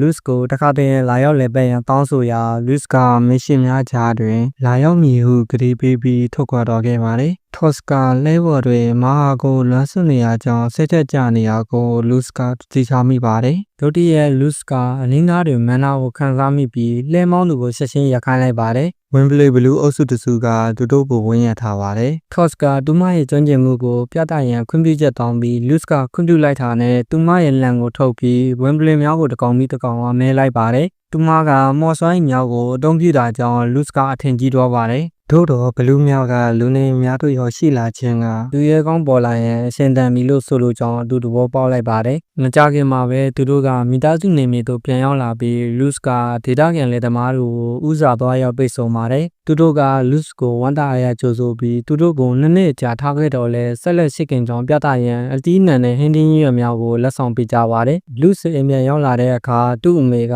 သူ့ကိုလမ်းဆွတ်တဲ့ဖြင့်ရှင်းရှင်းပူးပတ်ထားပါတယ်။ထို့နောက် Luz ကရုံးခန်းထဲတွင်လုံးလုံးနေတော့ဖခင်စီယန်စီကိုတွားရောက်တွေ့ဆုံပါတယ်။စီယန်က Luz ရဲ့နှစ်အတွင်းတိုးတက်လာမှုကိုအထင်ကြီးသွားပါတယ်။သူကဘာလို့ထံမှာကုန်တယ်ဖြစ်ပုံကိုတင်ယူရန် Luz ကိုဆီလွတ်ခဲ့တော့လဲနှစ်အတွင်းကဘာကျော်စီးပွားရေးသမားဖြစ်လာလိမ့်မယ်လို့မထင်ခဲ့ပါဘူး။စီယန်က Luz ကိုလုံးကျန်တက်ဖြတ်မှုများအတွက်အထောက်အကူဖြစ်စေမဲ့ဒုတိယအထောက်အထားကိုတိစောက်ရန်အတွက်သာမကတခြားအကြောင်းရင်းတစ်ခုကြောင့်လည်းဘာလို့မိသားစုပြန်ဆီလွတ်ခဲ့ကြောင်းပြောပြပါတယ်။ Luz ကဒုတိယအကြောင်းရင်းကိုမသိတာကြောင့်သူ့ဖခင်ကလုံးကျန်တစ်ဖက်သူဖြစ်ခြင်းအပြင်တခြားနေထိုင်နည်းကိုလည်းတင်ယူစေလိုကြောင်းပြောပြပါတယ်။ Luz ကအံ့အားသင့်သွားရာစီယန်ကသူ့ကိုကြီးကျယ်သောကုန်တယ်ဖြစ်လာရန်ရည်ရှင်းရှိပြီးလူတက်ရှင်းသက်စီးပွားရေးလုပ်ခြင်းဖြင့်ပုံမကောင်းမွန်တဲ့ဘဝကိုနေထိုင်နိုင်ကြောင်းရှင်းပြပါတယ်။စီယန်ကသူကလုံးကျန်သက်ဖက်ခြင်းမှလည်းပြီးတခြားအလုပ်လုပ်ရန်လုံးဝနေပြီဖြစ်တော်လဲ Luz ကငရဲနေစေဖြစ်ပြီးလုံးကျန်သက်ဖက်ယူမိခြင်းများတွင်ညီတုကိုမှမတက်ရသေးကြောင်းပြောပြလိုက်ပါတယ်။ထို့ကြောင့်သူလိုချိပါပါတိုးထက်တန်ရုပ်ဘဝကိုရှောင်ရှားရန်သူ့အနာဂတ်ကိုဂရုတစိုက်စဉ်းစားစေလိုပါတယ်။ Luz ကလုံးကျန်သက်ဖက်သူဖြစ်လာစေရန်အရာရာကိုလှုံ့ဆော်ခဲ့ရကြောင်းထို့အကြံကိုသဘောမတူပါဘူး။စီယန်ကသူတို့ရဲ့အလုပ်ကနိုင်ငံတော်လုံးကျိုးစေရန်ရေးကြီးတော်လဲနိုင်ငံကသူတို့ကိုဘီယူမဆိုင်ကြောင်းပြောပြပါတယ်။အကယ်၍သူတို့ရဲ့လှုပ်ဝက်ချက်တွေကမတော်တဆပေါ်ကြတော့ပါကဘယင်ကသူတို့ကိုရှင်းရှင်းစွန့်ပစ်ပြီးတိုက်ခိုက်လိမ့်မယ်လို့ဆိုပါတယ်။ထို့ကြောင့်ရှင်နေများဆိုးရွားလာပါကမဆခင်လောထွက်နိုင်ရန် Luz အတွက်ဒုတိယအထောက်အထားကိုဖန်တီးပေးခဲ့ခြင်းဖြစ်ပါတယ်။စီယန်ကဆုံးဖြတ်ချက်ကို Luz ရဲ့လက်ထဲမှာပဲထားခဲ့ရာ Luz ကလုံးကျန်တစ်ဖြတ်သူအဖြစ်လှုပ်ဆောင်မိဟုပုံယူစွာကြေညာလိုက်ပါတယ်။စီယန်ကအကြောင်းရင်းကိုမေးတဲ့အခါ Luz ကသူ့ရဲ့တိုးတောင်းတဲ့ဘဝတွင်တန်ဖိုးရှိသောလူများစွာနဲ့တွေ့ဆုံပြီးသူတို့ရဲ့ပျော်ရွှင်ခြင်းနဲ့တခြားအပြစ်မဲ့သူတွေရဲ့ပျော်ရွှင်ခြင်းကိုကောက်ွယ်လိုကြောင်းတို့ပြပါတယ်။ထို့ကြောင့်သူတို့ဘဝကိုပျက်စီးစေတဲ့သူတွေကိုတတ်မှဖြစ်ပြီးထို့အတွက်စွန့်ပစ်ခံရရင်ဂလူးမဆိုင်ကြောင်းပြောပါတယ်။စိန်ခေါ်မှုများပေါ်ပေါက်လာပါကဖြစ်ရှင်းသွားမှဖြစ်ပြီးလုံးကျန်တစ်ဖြတ်သူမဖြစ်နိုင်တော့ပါကကုန်တဲ့သူအဖြစ်အမြဲတမ်းနေထိုင်ရန်စဉ်းစားမိလို့ဆိုပါတယ်။စီယန်ကအထင်ကြီးသွားပြီး Luz ကသူ့တွင်နောက်ထပ်အကြောင်းရင်းတစ်ခုရှိကြောင်းပြောပြပါတယ်။သူကကုန်တယ်မဟုတ်ပဲမူးမဲ့လုံးကျန်သူဖြစ်လိုပါတယ်။သူကဒဏ်ရာကိုရှင်းမိသွားပြီးတနေ့တွင်သူမကိုလက်ထက်လိုအပ်ကြောင်းမူးမဲ့ပွဲတစ်ခုလိုအပ်တယ်လို့ဆိုပါတယ်။စီယန်ကရေမောလိုက်တော့လဲသူ့သားရဲ့ရွေးချယ်မှုကိုထောက်ခံပါတယ် ထို့နောက်စီယန်ကစစ်ဘက်ဆိုင်ရာလိုအပ်ချက်များကိုမူရစ်စေဝါနဲ့လဲလှယ်နေတဲ့မူးမတ်တို့ကိုတက်ရန်အတွက်လူစ်ကိုပထမဆုံးအဆင့်မှမစ်ရှင်ကိုပေးလိုက်ပါတယ်။လူစ်ကမစ်ရှင်ကိုပြီးမြောက်အောင်လုပ်ပါမယ်လို့ကတိပြုလိုက်ပါတယ်။သို့တော်လည်းထုံမူးမတ်ကိုမတက်မီသူကလောက်ကျန်တဲ့ဖြစ်ရန်အတွက်ထိုက်တန်သောပြမတ်ဟုံးမဟုတ်ကိုကြည့်ရှုဆုံးဖြတ်လိုက်ပါတယ်။သူကမဟာထန်တို့ကိုဝက်စာတို့ပို့ပြီးသူ့အကြောင်းတည်င်းရှက်လက်စုံစမ်းရန်နဲ့သူ့ဆိုင်ကိုခိုးဝင်ရန်စီစဉ်ပေးရန်မှာကြားလိုက်ပါတယ်။ထိုကဘာတွင် Wi-Fi မရှိရာကြောင့်သူ့ရဲ့ message များကိုပေးပို့ရန်စာပုံးငံများကိုအသုံးပြုရပြီးအကြောင်းပြန်ကြားချက်ရရှိသည့်အထိအနားယူဖို့ဆုံးဖြတ်လိုက်ပါတယ်။ထို့တော့တွင်အေရီကမကြမီသူမရဲ့မိများကိုမြင်ချင်တာကြောင့်အိမ်အောင်ပြုရန်မင်္ဂလိရှာဖွေပေးဖို့သူ့ကိုစတင်စိတ်နှောက်ယှက်ပေးပါတော့တယ်။သူမကမူးမတ်မိသားစုများမှာမင်္ဂလိတချို့ကိုရေးဆွဲပြီးတော့လဲလူစ်ကအိမ်အောင်ရေးကိစ္စတွင်စိတ်ဝင်စားတာကြောင့်အားလုံးကိုငင်းပယ်လိုက်ပါတယ်။လူစ်ကသူ့မိခင်အေရီရဲ့လက်ထက်ရေးဖိအားပေးမှုကိုဆောင်စားကဒီကိစ္စကိုတော့ထော့စာလွှတ်ထားခဲ့ပါတယ်။ ထော့စ်ကပထမတွင်လူစ်ကအိမ်အောင်ပြုရန်နဲ့ကလေးရန်ရမ်းငယ်တယ်လို့ပြောခဲ့တော့လဲအေရီကထော့စ်ကိုလူစ်ရဲ့ကလေးမေဖြစ်လာရန်အကြံပြုတာကြောင့်သူမကရှင်းသဘောထားပြောင်းကအဲ့ဒါအတွက်ရှင်းတယ်မဖြစ်နိုင်တယ်လို့ပြောလိုက်ပါတယ်။သို့တော့လူစ်ကမိခင်နဲ့ထော့စ်တို့ကိုအေးဆွစွာရှောင်လွှဲပြီးထိုကဲ့သို့မိုင်မဲတဲ့ကိစ္စတွေဖြစ်သူ့ကိုမနှောက်ယှက်ရန်ပြောလိုက်ပါတယ်။ထိုညတွင်လူစ်ကကုန်းတဲ့ပုံစံတို့ပြန်လည်ပြောင်းလဲကတထေးအိမ်ကိုထိုးပေါက်ဝင်ရောက်ရန်ပြင်ဆင်ခဲ့ပါတယ်။မဟာရဲ့စီရင်ခံစာကိုမဆောင်တင်ဘူးလားလို့ထော့စ်ကမေးတဲ့အခါလူစ်ကမဟာကလိုအပ်တဲ့အမှန်တရားတွေကိုရှာဖွေနေချိန်မှာသူတို့ကလူသိရှင်ကြားမြင်ရတဲ့အရာတွေကိုကိုယ်တိုင်ကြည့်ရှုသင့်တယ်လို့ပြောပါတယ်။နောက်တစ်နေ့မနက်တွင်မြို့အနီးနားသို့ရောက်ရှိလာပြီးဒဏ်ရာရစစ်တီများစွာကိုတွေ့ရှိခဲ့ရာစီးလိုအပ်ချက်များကိုရောင်းစားတော့တစ်စိတ်ကြောင့်ဒုက္ခရောက်ခဲ့ခြင်းဖြစ်ကြောင်းလူစ်နားလည်လိုက်ပါတယ်။ထိုစဉ်မင်္ဂလိတူကရိုရောင်းရန်ရောက်လာပြီးအခမဲ့မီးစမ်းကြည့်ရန်ရိုဒပလင်းကိုကမ်းလှမ်းခဲ့ပါတယ်။ လူစ်နဲ့ထော့စ်တို့ကချက်ချင်းတန်တရားဝင်ခဲ့ပြီးလူစ်ကရိုကိုမီးစမ်းကြည့်တဲ့အခါမူရစ်စေဝါပါဝင်နေကြောင်းအတည်ပြုခဲ့ပါတယ်။သူကမိန်းကလေးကိုရက်တက်ရန်အခွင့်အရေးရှိတဲ့ကြောင်းတတိပေးပြီးနောက်သူမရဲ့ရှင်ကောင်းတစ်ခုလုံးကိုရန်ရှိုးပစ်ပါတယ်။ရုံများကိုလိုက်ကောက်နေတဲ့မိန်းကလေးစိတ်ပူနေစဉ်မှာလူမိုက်တစုကရောက်လာပြီးလူစ်နဲ့ရန်ဖြစ်ရန်ကြိုးစားပါတယ်။လူစ်နဲ့ထော့စ်တို့ကသူတို့ကိုအလွယ်တကူလဲကျတော့အောင်လုပ်ပစ်လိုက်တော့လဲသူတို့ကအဆင့်နဲ့မူရစ်စေရောင်းသူများဖြစ်ပြီးထိုကဲ့သို့လူများကိုအနိုင်ယူအောင်ဖြင့်ပြဿနာမပြီးဆုံးကြောင်းလူစ်နားလည်လိုက်ပါတယ်။သူကဆေးဆွဲနေတဲ့မိခင်အတွက်ဆေးဝါးလိုအပ်နေရကြောင်းစိတ်ပူနေတဲ့မိန်းကလေးကိုအာရုံစိုက်လိုက်ပါတယ်။လူစ်ကသူမရဲ့မူရစ်စေဆွဲနေတဲ့မိခင်ကိုတွားရောက်ကြည့်ရှုရန်ဆုံးဖြတ်ခဲ့ပါတယ်။မိခင်ဖြစ်သူမှာဆွေးလန်းနေတာကြောင့်ယူသွနေပြီးယိုမရတဲ့အခါသူသမီးဖြစ်သူကိုပင်တတ်ခတ်ခဲ့ပါတယ်။လူစ်ကသူမကိုထိန်းချုပ်ကသူ့ရဲ့မန်နာကိုအသုံးပြုပြီးမူရစ်စေအပေါ်ခန္ဓာကိုယ်ရဲ့မိခုမှုကိုပြောင်းလဲရန်အုံနောက်ဆိုင်ရာဓာတုပေတာကိုပြုပြင်ပေးခဲ့တော့လဲထိုအမျိုးသမီးကစိတ်ပိုင်းဆိုင်ရာအရာမိခုနေတယ်လို့ကောက်ချက်ချခဲ့ပါတယ်။ထိုညနေတွင်လူစ်နဲ့ထော့စ်တို့ကအိမ်ပြန်ရောက်တဲ့အခါမဟာတိုင်မှာအလှကုန်ပစ္စည်းများနဲ့သူသတင်းစကားရောက်လာပါတယ်။မဟာရဲ့အစီရင်ခံစာအရထိုတတိကမူရစ်စေဝါကွန်ရက်ရဲ့ခေါင်းဆောင်လေးယောက်ဖြစ်ကြောင်းဒီပြုခဲ့ပါတယ်။သို့တော့သူကဒီဒေတာရှိမူရစ်စေခိုင်းရဲ့လှုပ်ရှားမှုကိုအကြောင်းပြကဘယင်ကအဖြစ်ပေးရမဖြစ်နိုင်တော့အစင်းမြင့်ရရှိများကိုလက်ထိုးထားပါတယ်။ဒီအချက်ကပဲလူစ်အတွက်လုံလောက်ခဲ့ပါတယ်။သူကထိုအပြစ်မဲ့သူများကိုဒုက္ခပေးနေတော့လူယုံမာကိုလှုပ်ကြံရန်ဒီလုပ်ကိုလုပ်ရန်ဆုံးဖြတ်ခဲ့ပါတယ်။နောက်တစ်နေ့မနက်မှာတော့လူစ်ကကုန်းတဲ့အတွင်ဖြင့်တထေးအိမ်တို့ထွက်ခွာပြီးမဟာကလည်းသူမရှိပဲအထီးကျန်တီဆိုကလိုက်ပါလာခဲ့ပါတယ်။သူမကလူစ်ကိုသူမနဲ့အတူ DNA ချို့ကိုခွဲဝေလိုကြောင်းပုံမှန်လင်းလင်းပြောဆိုရင်းသူ့ကိုတွေ့ကပ်နေခဲ့ပါတယ်။လူစ်ကတော့သူမကိုလစ်လျူရှုခဲ့ပါတယ်။သူတို့ကတထင်းနေထိုင်ရာမြို့သို့ရောက်ရှိလာပါတယ်။ထိုမြို့ကစိုက်ပျိုးရေးအဓိကလုပ်ငန်းဖြစ်တော်လဲအံ့ဩဖွယ်ရာကြွယ်ဝချမ်းသာနေပြီးတထေးရဲ့အိမ်ကြီးကလည်း၎င်းရဲ့စီးစိမ်ကိုခေါ်ပြနေပါတယ်။ကဘာကျော်အဆိုတက်တင်ခရင်ကုမ္ပဏီကိုတီထောင်သူကိုတွေ့ရ၍စိတ်လှုပ်ရှားနေသည့်တထေးရဲ့ဇနီးကသူတို့ကိုကြိုဆိုပါတယ်။လူစ်ကသူမကိုနောက်ဆုံးထွက်ပစ္စည်းကိုပြသခဲ့ပြီးသူမရဲ့ခင်မွန်းကအလင်းမြန်တိုးတက်နေသောနယ်မြေမှာတထေးလူဖွဲ့စည်းရာအာယုံဆိုင်ရာဖြစ်တာကြောင့်သူမကထောက်ကုံတစ်ကိုထောက်ခံပေးစီလိုကြောင်းပြောဆိုခြင်းဖြင့်မြောက်ပင့်ခဲ့ပါတယ်။သူမကလည်းနှင်းနှဲငယ်ကြာဆင်းရဲခဲ့တော်လဲယခုအခါအလွန်ရှမ်းသာလာခဲ့ကြောင်းဝန်ကြွားနေခဲ့ပါတယ်။ထို့နောက်သူမရဲ့ခင်မွန်းရောက်လာပြီးလူစ်နဲ့မိတ်ဆက်ခဲ့ပါတယ်။ဇနီးကိုထောက်ကုံဆန်းတက်ရန်ရွေးချယ်ပေးခဲ့တဲ့အတွက်ကျေးဇူးတင်ကြောင်းပြောဆိုခဲ့ပါတယ်။လူစ်ကသူ့ရဲ့ပြမတ်ကဇနီးတဲ့ကိုအမှန်တကယ်ရှင်းမျက်နှာကြောင်းသတိထားမိခဲ့ပါတယ်။ထိုညနေတွင်တထေးကပါတီပွဲကျင်းပခဲ့ရာလူစ်နဲ့ခရင်တစ်ကလည်းအာယုံစိုက်ခံခဲ့ရပါတယ်။တထေးကဇနီးဖြစ်သူကိုအများရှိမှအစမပြတ်ရှိကြောင်းပြောဆိုနေခဲ့ပြီးလူစ်ကတော့တိတ်ဆိတ်နေခဲ့ပါတယ်။ရန်နှင်းငယ်ကြာသတင်းရှင်းလက်စုဆောင်းပြီးနောက်လူစ်ကတိုက်ခိုက်ရန်အခွင့်အရေးကိုတွေ့ရှိခဲ့ပါတယ်။ ညအိယာမောရင်မီတထေးကလာမင်းကိုကြည့်ရှုခြင်းအလေးထားစီကြောင်းသိခဲ့ရပါတယ်။ Toss ကနောက်ကျောကိုစောင့်ကြပ်နေစဉ် Luz ကအဝေးမှရှောင်းမြောင်းပစ်ခဲ့ရန်ဆုံးဖြတ်ခဲ့ပါတယ်။သူကအသေးရှာရှင်းလိုက်ပြီးကြီးစံကိုပစ်လိုက်ရာတထေးရဲ့ခေါင်းကိုခောက်ထွန်းသွားပြီးချက်ချင်းသေဆုံးသွားခဲ့ပါတယ်။ Luz ကအလုပ်ပြီးသွားပြီးကျေနပ်နေစဉ်တွင်တထေးရဲ့ဇနီးကလာတာဆောင်တို့ရောက်လာပြီးသေဆုံးနေတဲ့ခင်မွန်းကိုမြင်ကငိုယိုနေခဲ့ပါတယ်။ဒီမြင်ကွင်းကိုမြင်ပြီး Luz ကအနှဲငယ်ဆိတ်လှုပ်ရှားသွားခဲ့ပြီးဒီအတွေ့အကြုံကသူ့ရဲ့အသေးဘွားကလူများစွာကိုတတ်ခဲ့တော့လဲဘာမှမခံစားခြင်းနဲ့နှိုင်းယှဉ်နေခဲ့ပါတယ်။ Luz ကသူဟာအခုဘဝမှာစိတ်ခံစားမှုရှိသူတူဖြစ်လာပြီးလောက်ကျန်တစ်ဖက်သူဖြစ်နေပေမဲ့နှလုံးသားမရှိတဲ့ကိရိယာတစ်ခုမဟုတ်တော့ဘူးလို့လက်ခံလိုက်ပါတယ်။ရန်နှင်းငယ်ကြားမှာ Luz နဲ့သူ့အဖွဲ့ဟာလူသူကင်းမဲ့တဲ့ကျွန်းတစ်ကျွန်းမှာအားလျက်အနားယူပြီးပြန်လာခဲ့ပါတယ်။ပြန်ရောက်တော့မာဟာကသူရှာခိုင်းထားတဲ့ဖျားပေးဘန်နာအကြောင်းကိုတင်ပေးခဲ့ပါတယ်။အဲ့ဒီဘန်နာကရှေးခေတ်ကလေးကရှိခဲ့ပြီးမပြတ်စည်းနိုင်တဲ့အင်မတန်အစွမ်းထက်တဲ့လန်တစ်ချောင်းဖြစ်ကြောင်း Luz က Toss ကိုရှင်းပြခဲ့ပါတယ်။မာဟာကအဲ့ဒီလန်ကိုလက်ရှိပိုင်ဆိုင်သူစတန်ဒါစီကဝယ်ယူဖို့ညှိနှိုင်းနေရလို့ပြောပြခဲ့ပြီးအဲ့ဒီစတန်ဒါဟာသူရဲကောင်းဖြစ်လာမဲ့ထိတ်တန်းကိုယ်စားလှယ်လောင်းဖြစ်နေမယ်လို့လည်းယုံကြည်ထားပါတယ်။ညှိနှိုင်းမှုအနေနဲ့ကခက်ခဲနေပေမဲ့ကုန်တယ်တယောက်အနေနဲ့ဒီလုပ်ကိုအောင်မြင်အောင်လုပ်မယ်လို့မာဟာက Luz ကိုပြောလိုက်ပါတယ်။အဲ့ဒီနောက်မှာတော့ဆိုးရတဲ့သတင်းတစ်ခုရောက်လာပါတယ်။အနီးနားကနိုင်ငံမှာပြည်တွင်းစစ်ဖြစ်နေပြီးဒိုင်ယာရဲ့မိသားစုက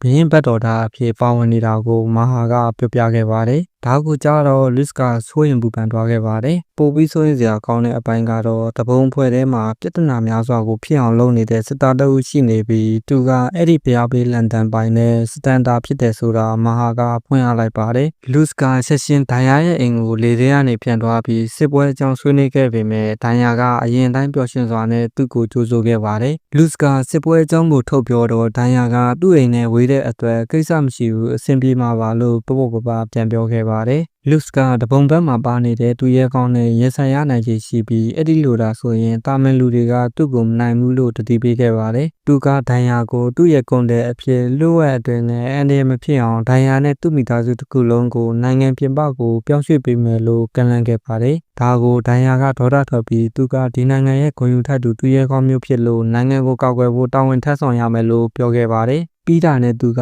ပုံမှန်အတိုင်းပြန်ဖြစ်သွားပြီး Luz ရဲ့စပင်အယောင်ကိုဘလို့ဆိုးထားရလဲလို့မေးကစကားလမ်းကြောင်းလွှဲလိုက်ပါတယ်။ Luz ကစကားပြောဖို့အချိန်မို့ကြောင်းပြောပေမဲ့ဒိုင်ယာကနားမထောင်ပဲသူ့ဖေအိမ်မှာမရှိချိန်ချိန်တွေးကြမယ်ဆိုပြီးအတင်းခေါ်လို့ Luz လည်းလာရောခဲ့ရပါတယ်။ဒိုင်ယာကသူ့စပင်အယောင်နဲ့လိုက်ပတ်အောင်ပြောပြီးနောက်နှစ်ယောက်သားဈေးကိုတွားခဲ့ပါတယ်။ Luz ကမြို့ထဲကအကောင်းဆုံးစားတော့ဆိုင်တွေအကြောင်းပြောနေတော့လမ်းလျှောက်နေတဲ့ကုန်တဲ့သူကိုတတိထားမိပြီးသူဟာစစ်သားဟောင်းတူဖြစ်ရမယ်လို့မှတ်ချက်ပြုခဲ့ပါတယ်။ Luz ကစစ်သားတွေကိုလွယ်တကူတိနိုင်တဲ့စထမအာရုံရှိကြောင်းနဲ့ဒီမြို့မှာစစ်သားဟောင်းတွေများနေကြောင်းတွေ့ရှိခဲ့ပါတယ်။ဒိုင်ယာကတော့စစ်ပွဲရဲ့အရှင်ကမြို့ကိုရောက်လာရင်ရွှေ့ပြောင်းရမှာအကူအညီရဖို့သူ့မိသားစုကအငိမ့်စားစစ်သားတွေကိုဒီမှာစီးပွားရေးလုပ်ဖို့ဖိတ်ခေါ်ထားတာလို့ရှင်းပြခဲ့ပါတယ်။နောက်ပိုင်းသူတို့နှစ်ယောက်ဈေးထဲကမြပြက်ကိန်းတစ်ခုကိုကစားခဲ့ပါတယ်။ဒိုင်ယာကဝဝင်ရုပ်လေးအတွက် Luz ကိုအနိုင်ယူပေးဖို့တောင်းဆိုခဲ့ပါတယ်။ Luz ကမန်နာကိုတုံးပြီးပြစ်မှတ်ကိုရွှေ့ရလိုက်တာကိုဒိုင်ယာကလိန်နာလို့ပြောခဲ့လို့ Luz လည်းစုရဖို့အတွက်သူ့ရဲ့စွမ်းရည်တွေကိုမတုံးပဲဘယ်လိုလုပ်ရမလဲဆိုတာမသိတော့ပါဘူး။ဒါနဲ့ Luz ကဒိုင်ယာကိုတာပြစ်ခတ်ဖို့တင်ပေးလိုက်ရာတုံးချိန်အတွင်းမှာပဲဝဝင်ရုပ်ကိုမှန်အောင်ပြစ်နိုင်ခဲ့ပါတယ်။သူတို့နှစ်ဦးဟာ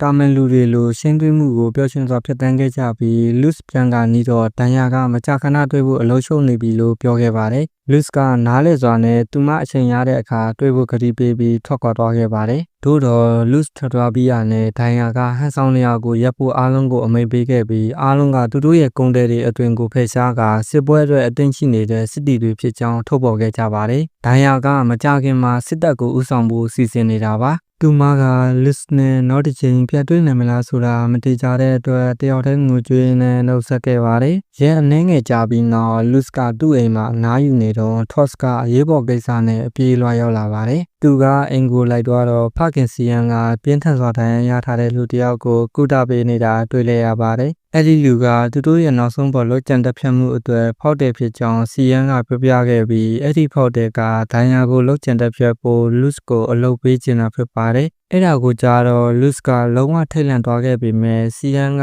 မကြိုက်ရင်အလုပ်ကိုညှင်းပယ်နိုင်တယ်လို့ပြောခဲ့ပါတယ်။ Luz ကဆုံးဖြတ်ချက်မချသေးခင်အသေးစိတ်အချက်လက်တွေကိုတိလို့တဲ့အတွက်သူ့ဖခင်ကအရှိန်ကိုပြောပြခဲ့ပါတယ်။ ဒိုင်ယာရဲ့မိသားစုကပြည်တွင်းစစ်မှာဘရင်ဘက်ကနေပါဝင်ခဲ့ပြီးရှုံးနိမ့်ခဲ့ပါတယ်။စစ်ရှုံးတူတူအနေနဲ့ဒိုင်ယာရဲ့ဖခင်ကစစ်ရော်ကြီးပေးဆောင်ရတဲ့အတွက်ပိုင်ဆိုင်မှုအများစုကိုရောင်းချခဲ့ရပါတယ်။ဒါပေမဲ့စစ်နိုင်သူတွေကဒါနဲ့မကျေနပ်ပဲဒိုင်ယာကမန်နာပါတဲ့လှပတဲ့မိန်းကလေးဖြစ်လို့မော်ပညာသုံးနိုင်တဲ့တန်မာတဲ့ကလေးတွေကိုမွေးဖွားနိုင်တာကြောင့်သူ့သမီးကိုတူတူလက်ထက်အပ်ဖို့တောင်းဆိုခဲ့ပါတယ်။မလိုအပ်တဲ့တွေးထက်တည်ယူမှုတွေဆောင်ရှားဖို့အတွက်ဒိုင်ယာရဲ့ဖခင်ကသဘောတူခဲ့ရပြီးဒိုင်ယာကိုယ်တိုင်ကလည်းသူ့ကောင်းမျိုးကသူ့ရုပ်မာတူနဲ့လက်ထပ်ဖို့သဘောတူခဲ့ရပါတယ်။ဒီလိုတွေဖြစ်နေတာကိုရှင်းတွေ့ချိန်မှာမတိလဲရတဲ့အတွက်လူစကာကိုဒေါ်ရထွက်နေခဲ့ပါတယ်။ဒါပေမဲ့စီယန်ကဒိုင်ယာရဲ့နေမီကလူတွေဟာသူ့မိသားစုထက်တောင်ပိုပြီးတစ္ဆာရှိကြောင်းနဲ့ဒိုင်ယာကိုကာကွယ်ဖို့စေတနာဝန်ထမ်းစစ်တပ်ကိုဖွဲ့ခဲ့ကြောင်းဆက်လက်ပြောဆိုခဲ့ပါတယ်။အဲ့ဒါကြောင့်နောက်ထပ်ပြည်တွင်းစစ်တစ်ခုဖြစ်ပွားလာနိုင်ပြီးအဲ့ဒီစေတနာဝန်ထမ်းတပ်ကိုအနိုင်ယူက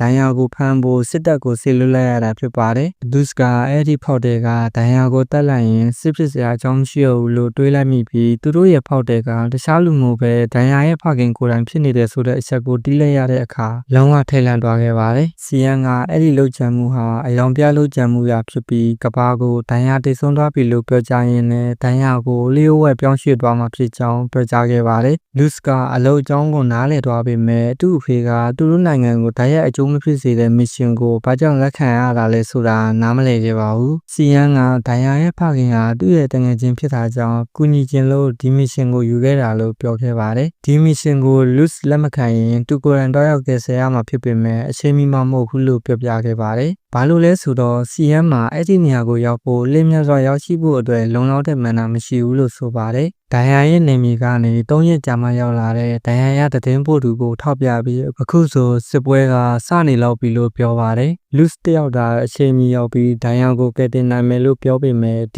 ီလောက်ကိုမြူချင်းလဲနားလေပေးနိုင်တယ်လို့ဆိုပါတယ်။လူစာလောက်ကြံတစ်ဖက်တူအနေနဲ့ဒီလောက်ကိုညှင်းပယ်တင်နေဆိုတာသိပေမဲ့သူရှိရတဲ့အမျိုးသမီးနဲ့ပတ်သက်နေရကြောင်းအရာအလုံးကိုစွန့်စားဖို့အတင်းဖြစ်နေပါပြီ။သူကဒိုင်ယာကိုကယ်တင်မယ်လို့ဖခင်ကိုပြောလိုက်တဲ့အခါစီယန်ကဝမ်းမြောက်ဝမ်းသာဖြစ်သွားခဲ့ပါတယ်။သူခေတ်တုန်းကလည်းသူဟာလူစင်မိခင်အဲ့ဒီအတွက်မိသားစုချင်းဝတ်စည်းကမ်းကိုရှိုးဖောက်ခဲ့ဘူးတယ်လို့ပြောခဲ့ပြီးအဲ့ဒီဟာဒိုင်ယာနဲ့တူညီတဲ့မိသားစုဝင်ဖြစ်နေတာကိုလည်းထုတ်ပြောခဲ့ပါတယ်။လူစအားတင်သွားတဲ့အခါစီယန်ကဒိုင်ယာဟာလူစနဲ့ဝေးကွာတဲ့ညီမဝမ်းခွဲတော်သူဖြစ်ကြောင်းနဲ့ဒါကြောင့်သပင်ရောင်တူနေရဖြစ်ကြောင်းရှင်းပြခဲ့ပါတယ်။ဒါပေမဲ့သူတို့ဟာတူကောင်းမျိုးတွေဖြစ်တာကြောင့်ဒီလိုမျိုးကိစ္စတွေကစီကမ်းမဲ့ကိစ္စများဖြစ်ကြောင်းနောက်ပြောင်ခဲ့ပါတယ်။လူစကမစ်ရှင်အတွက်ချက်ချင်းပြင်ဆင်တော့ထော့စ်ကကူညီမယ်လို့ပြောခဲ့ပါတယ်။300ကီလိုမီတာဝေးတဲ့နေရာကိုထော့စ်ကလူစနဲ့အမိလိုက်နိုင်မှာမဟုတ်ဘူးလို့လူစကပြောပေမဲ့ထော့စ်ကတည်ထားပြီးသားပါ။အဲ့ဒီဇာတူမာကလူစကိုကာကွယ်ပြီးခီးတော့ခန့်သွားပေးမယ်။ဒါမှ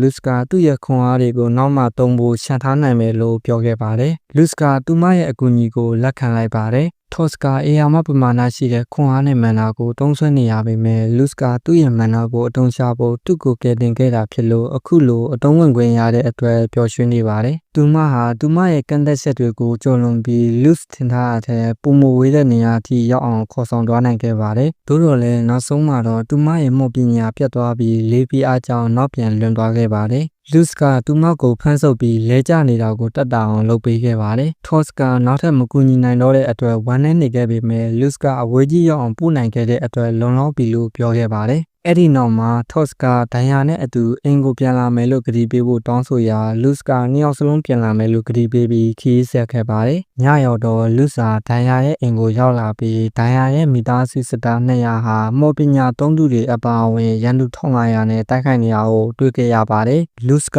ဒါကိုအံ့ဩပေမဲ့ဒိုင်ယာကတနက်3တက်ထားကြောင်းစစ်သားတွေကိုအကာအကွယ်ပေးပြီးရန်သူတွေကိုထိန်းထားနိုင်တာဖြစ်မယ်လို့သဘောပေါက်ခဲ့ပါတယ်။လူစကသူ့ရဲ့စနိုက်ပါဘန်ဖက်ကိုရှစ်ချင်းထုတ်ပြီးရန်သူစစ်တပ်ကအစွမ်းတက်ဆုံးမော်ပညာသုံးသူတွေကိုပြစ်ချခဲ့ပါတယ်။ရန်သူစစ်သားတွေဟာမော်ပညာသုံးသူတွေအကြောင်းမဲ့ပြစ်ခတ်ခံနေရတာကိုမြင်ပြီးထိတ်လန့်သွားကြပေမဲ့တနက်ပြစ်ခတ်မှုနဲ့တော့ရင်းနှီးနေခဲ့ကြပါတယ်။လူစကလေးမော်ပညာကိုတုံးပြီးရန်သူတွေရဲ့စကားကိုနားထောင်ရာနောက်ထပ်တနက်ပြစ်ကျွမ်းကျင်သူပါလာတာကိုမမျှော်လင့်ထားတဲ့အတွက်ထိတ်လန့်နေကြတာကိုတွေ့ခဲ့ရပါတယ်။လူစာမီလေနဲ့မီမန်နာပမာဏကိုရှင်းကြီးထားတဲ့မော်ပညာထည့်သွင်းထားတဲ့ဖန်လုံးများနဲ့ပြစ်ခတ်ပြီးပုံမှုချုပ်ထွေးအောင်လုပ်ခဲ့ပါတယ်။ဖန်လုံးတွေကမြေပြင်ကိုထိတဲ့အခါကြီးမားတဲ့ပေါက်ကွဲမှုတွေဖြစ်ပေါ်စေခဲ့ရာရန်သူတွေပြန့်ကျဲသွားခဲ့ပါတယ် လူစာဒိုင်ယာကိုပြတင်းပေါက်မှာအဆောင်ရှာရနေရာကိုတတိထားမိပြီးအဲ့ဒီအချိန်မှာဒိုင်ယာရဲ့စတားတွေကလည်းရန်သူတွေထိတ်လန့်နေရာကိုမြင်ပြီးတိုက်ပွဲဝင်ခဲ့ကြပါတယ်လူစ်ကအာယုံဆိုင်မှုအားလုံးကိုတူတူစီရောက်စေပြီးအင်ကြီးစီကိုတိတ်တိတ်ချင်းကပ်ခဲ့ပါတယ်သူဟာတိတ်ဆုံးနေတဲ့အမျိုးသမီးစစ်တီသူရဲ့ရုပ်အလောင်းကိုတွေ့ခဲ့ပြီးဒါကိုအလောင်းသူဖြစ်သုံးဖို့ဆုံးဖြတ်ခဲ့ပါတယ်သူစာမန်နာကိုတုံးပြီးလူတူကင်းမဲ့နေတဲ့အိမ်ထဲကိုဝင်ရောက်ရလမ်းကိုရှာဖွေခဲ့ပါတယ်သူဟာအဆောင်နေမရှိတဲ့လှုပ်ဝက်လန်းတစ်ခုကိုတွေ့ရှိခဲ့ပြီးအဲ့ဒီကနေဒိုင်ယာနဲ့သူ့ဖခင်စောင့်နေတဲ့ဒိုင်ယာရဲ့အခန်းစီကိုရောက်သွားခဲ့ပါတယ်။ဒိုင်ယာကသူ့ကိုမြင်လာနဲ့ချက်ချင်းပဲလူဆယ်လက်ထဲကိုပြေးဝင်ပြီးသူမကိုကယ်တင်ဖို့လာမယ်ဆိုတာအမြဲတည်နေတယ်လို့ပြောခဲ့ပါတယ်။ဒိုင်ယာရဲ့ဖခင်ကလည်းလူစ်ကိုလာတွေ့ပြီးသူ့သမီးကိုဘေးကင်းရာခေါ်သွားပေးတဲ့အတွက်ကျေးဇူးတင်စကားပြောခဲ့ပါတယ်။ဒါပေမဲ့သူ့သမီးရဲ့ရီစာကိုစောစောစီးမတွေ့ဆုံလိုက်ရတဲ့အတွက်မှတ်ချက်ပြုခဲ့ရာဒိုင်ယာကဆက်သွားခဲ့ပါတယ်။ဒါပေမဲ့အချိန်မရှိဘူးဆိုတာသိတဲ့ဖခင်ကသူဟာအမှန်တကယ်လက်နက်ရှာဖို့စီစဉ်ခဲ့တာဖြစ်ပေမဲ့သူ့ရဲ့စစ်သားတွေကတိသွားပြီးဒိုင်ယာကိုကာကွယ်ဖို့သူ့ကိုဒီနေရာမှာပိတ်လှောင်ထားဖြစ်ကြောင်းလူစ်ကိုပြောပြခဲ့ပါတယ်။လူစ်ဟာသူ့ရဲ့နောက်ထပ်အစီအစဉ်ကိုမေးတဲ့အခါဒိုင်ယာရဲ့ဖခင်ကရန်သူတွေရဲ့အာရုံစိုက်မှုကိုဆွဲဆောင်မှုအပြင်းထန်တိုက်ခိုက်တော့မယ်လို့ပြောခဲ့ပါတယ်။ဒီလိုလုပ်ခြင်းဖြင့်မဟာမိတ်တွေထွက်ပြေးဖို့အရှင်ရစေမှာပါ။ဒါပေမဲ့သူဟာသူ့ဘဝကိုစတေးဖို့အစီအစဉ်မရှိဘဲစစ်သားတွေထွက်သွားပြီးတဲ့နောက်မှာတိုက်ပွဲကနေပျောက်ကွယ်တော့မှာဖြစ်ကြောင်းပြောပြခဲ့ပါတယ်။အဲ့ဒီနောက်မှာသူဟာခွန်အားတွေကိုပြန်စုပြီးရန်သူတွေအပေါ်ပြန်လည်တိုက်ခိုက်ကနိုင်ငံတော်ကိုပြန်လည်တိမ်းပိုက်မယ်လို့ပြောခဲ့ပါတယ်။လူစ်ကသူ့အစီအစဉ်ကိုသဘောကျပြီးအခန်းထဲကိုမိရှို့ပြီးဒိုင်ယာဟာတွေးထွက်တဲ့ယုံမှုကိုမမြင်ရတော့လို့ကိုယ့်ကိုမိရှို့တိတ်ဆုံးသွားပြီလို့ကဘာကိုပြောပြမယ်လို့ဆိုခဲ့ပါတယ်။သူဟာတိတ်ဆုံးနေတဲ့မြို့သမီးစစ်တီရဲ့ရုပ်အလောင်းကိုအလောင်းတူဖြစ်ထားရှိခဲ့ပြီးဒိုင်ယာကိုသူမကြောင့်လူတွေအသက်ဆုံးရှုံးရတာကိုမမြင်ရတော့ဘူးလို့ပြတင်းပေါက်ကနေပြောခိုင်းလိုက်ပါတယ်။ဒိုင်ယာကသဘောတူပြီးပြတင်းပေါက်ကိုဖွင့်လိုက်ပါတယ်။ဒါပေမဲ့သူမဟာကိုတက်သေးကြောင်းအတမတ်တန်းအတူကိုပြောတော့မဲ့အချိန်မှာပဲလူစာပုံမှန်မဟုတ်တာတကူကိုရုတ်တရက်ခံစားလိုက်ရပါတယ်။ဒါဟာသူ့ရဲ့အရင်ဘဝတုန်းကတိုက်ရင်နဲ့တက်ခက်ခံရကန်ဒီခံစားရတဲ့ခံစားချက်နဲ့သူ့နေရာကိုတတိယပြီးသူတို့အန်ဒီယန်နဲ့ရင်ဆိုင်နေရပြီဆိုတာသိလိုက်ပါတယ်။လူစာသူ့ရဲ့မော်မြင်လုံးများနဲ့ပတ်ဝန်းကျင်ကိုဆွဆွကြည့်လိုက်ရာတမိုင်းကွာမှာရက်နေတဲ့အန်ဒီယန်ရှိတဲ့ရန်သူကိုခဏတာတွေ့လိုက်ရပါတယ်။ရန်သူကသူ့ရဲ့လမ်းကြောင်းပေါ်ရှိစစ်သားအလုံးကိုတပ်ပစ်မဲ့တင်းနေတဲ့ကြီးစံတွေပါတဲ့ကြီးမားတဲ့လမ်းကိုပြစ်လွတ်လိုက်ပါတယ်။လူစာချက်ချင်းပဲဒိုင်ယာကိုမေပြမို့ကိုဖိချလိုက်ပြီးတိုက်ခိုက်မှုကိုပိတ်ဆို့ဖို့အစ်ဆောင်နျူကလ িয়ার ဘုံတွေကိုပစ်ထည့်ခဲ့ပါတယ်။သို့တော်လည်းလူစ်ပစ်လိုက်တဲ့အစွမ်းထက်ဘုံကိုတော့လှန်ကမတွန်းလို့ပဲအခန်းတစ်ခုလုံးကိုဖျက်ဆီးပစ်ပြီးလေထဲမှာရဲတန့်သွားခဲ့ပါတယ်။လူစ်နဲ့ဒိုင်ယာတို့ဟာလှန်ကိုမြင်ပြီးထိတ်လန့်သွားကြပါတယ်။အဲ့ဒီလှန်ဟာရုတ်တရက်မှန်တာကြောင့်တောက်ပလာပြီးညံနှုံးမြင့်စွာနဲ့သူ့ပိုင်ရှင်လက်ထဲပြန်ရောက်သွားခဲ့ပါတယ်။လူစာအခုမှရန်သူကိုတခြားကြည့်ခွင့်ရပြီးမန္နာအလွန်ကျွံရှိနေပြီးစပင်းနီနီနဲ့ယုံကြည်မှုရှိနေတဲ့လူသူကိုမြင်လိုက်ရပါတယ်။ရန်သူကလည်းသူ့ကိုတတိထားမိတဲ့အခါလူစာသူ့ရဲ့အမြောက်ကိုချက်ချင်းထုတ်ပြီးတိုက်ခတ်ခဲ့ပါတယ်။သူကဒိုင်ယာနဲ့သူ့အဖေကိုနားပိတ်ထားဖို့ပြောပြီးပောက်ကွဲစေတဲ့ကြီးစံကိုပစ်လိုက်ရာရန်သူကိုတက်တက်ထိမှန်ခဲ့ပါတယ်။ဒိုင်ယာကဒီလိုအစွမ်းထက်တဲ့ပေါက်ပွဲမှုကနေဘယ်သူမှအသက်ရှင်နိုင်မှာမဟုတ်ဘူးလို့ထင်ခဲ့ပေမဲ့သူတို့ရန်သူဟာတာမန်စစ်သားမဟုတ်ပါဘူး။လူစ်ကြည့်လိုက်တဲ့အခါရန်သူဟာသူ့ရဲ့တန်ကြပ်ကာတာပေါက်ပွဲမှုကြောင့်ပျက်စီးသွားပြီးခန္ဓာကိုယ်ကလုံးဝအကောင်းပကတိရှိနေတာကိုတွေ့လိုက်ရပါတယ်။ဒီတိုက်ခိုက်မှုကြောင့်သူဟာပထမဆုံးအကြိမ်နာကျင်မှုကိုခံစားရတဲ့အတွက်ပိုပြီးတက်ကြွနေပုံရပါတယ်။သူဟာအရန်ကောင်းတယ်လို့အော်ဟစ်ပြီးသူ့ရဲ့ကြွက်သားတွေကတရက်ထဲနဲ့နှစ်နှစ်စာအားကစားလုပ်ထားတယ်လို့ဖောင်းကားလာပါတယ်။လူစာဒါဟာလူသူခံစားရတဲ့ထိခိုက်မှုအတိုင်းတိုက်ခိုက်မှုနဲ့ကာကွယ်ရေးကိုတိုးမြင့်ပေးတဲ့အက်ဆစ်စွမ်းရည်ဖြစ်တဲ့စိတ်ယူဝင်ခြင်းဖြစ်ကြောင်းသိလိုက်ရပါတယ်။ရန်သူဟာအခုအလွန်စွမ်းထက်ပြီးအမြောင်းနဲ့ထပ်ပစ်ခဲ့ရင်တော့ထိခိုက်မှုမရှိနိုင်တော့ဘူးလို့နားလည်ခဲ့ပါတယ်။ဒိုင်ယာရဲ့ဖခင်ကအခုချိန်မှာသူ့သမီးကိုခေါ်ပြီးပြေးဖို့ချက်ချင်းပြောခဲ့ပါတယ်။ဒီစစ်သားဟာပြည်တွင်းစစ်ကိုတူဦးတဲ့အဆုံးသတ်ခဲ့သူဖြစ်လို့သူမရဲ့တည်ဆုံမှုကိုဟန်ဆောင်မှုအချင်းမရှိတော့ဘူးလို့ဆိုခဲ့ပါတယ်။သူ့ကိုအနိုင်ယူနိုင်မှာမဟုတ်ဘူးဆိုတာသိတဲ့အတွက်ဘင်းရင်မိသားစုတောင်လက်နဲ့ချခဲ့ရတယ်လို့ရှင်းပြခဲ့ပါတယ်။တချိန်တည်းမှာပဲအဲ့ဒီစစ်သားကလူစ်ကိုတိုက်ခိုက်မှုအတွက်အထင်ကြီးကြောင်းအော်ဟစ်ပြောဆိုခဲ့ပါတယ်။ဒါကြောင့်သူဟာလူစ်ကိုရွေးချယ်ခွင့်ပေးမယ်လို့ဆိုပါတယ်။သူကဒီနေရာကလူတွေအားလုံးကိုတတ်မယ်ဒါမှမဟုတ်လူစ်ကသူနဲ့သူရဲ့ကောင်းတူလို့တရားမျှတစွာတဦးချင်းတိုက်ခိုက်မယ်ဆိုပြီးရွေးချယ်ခံခဲ့ပါတယ်။လူစ်ဟာသူနဲ့စစ်ရှင်းပြန်ပြီးအနိုင်ရရင်ချက်ချင်းဆုတ်ခွာပြီးဒိုင်ယာရဲ့မိသားစုကိုမတူမှထပ်မတိုက်ခိုက်စေရဘူးလို့ကတိပေးခဲ့ပါတယ်။လူစ်အားတင်သွားတာကစေယူဝင်ခြင်းစွမ်းရည်က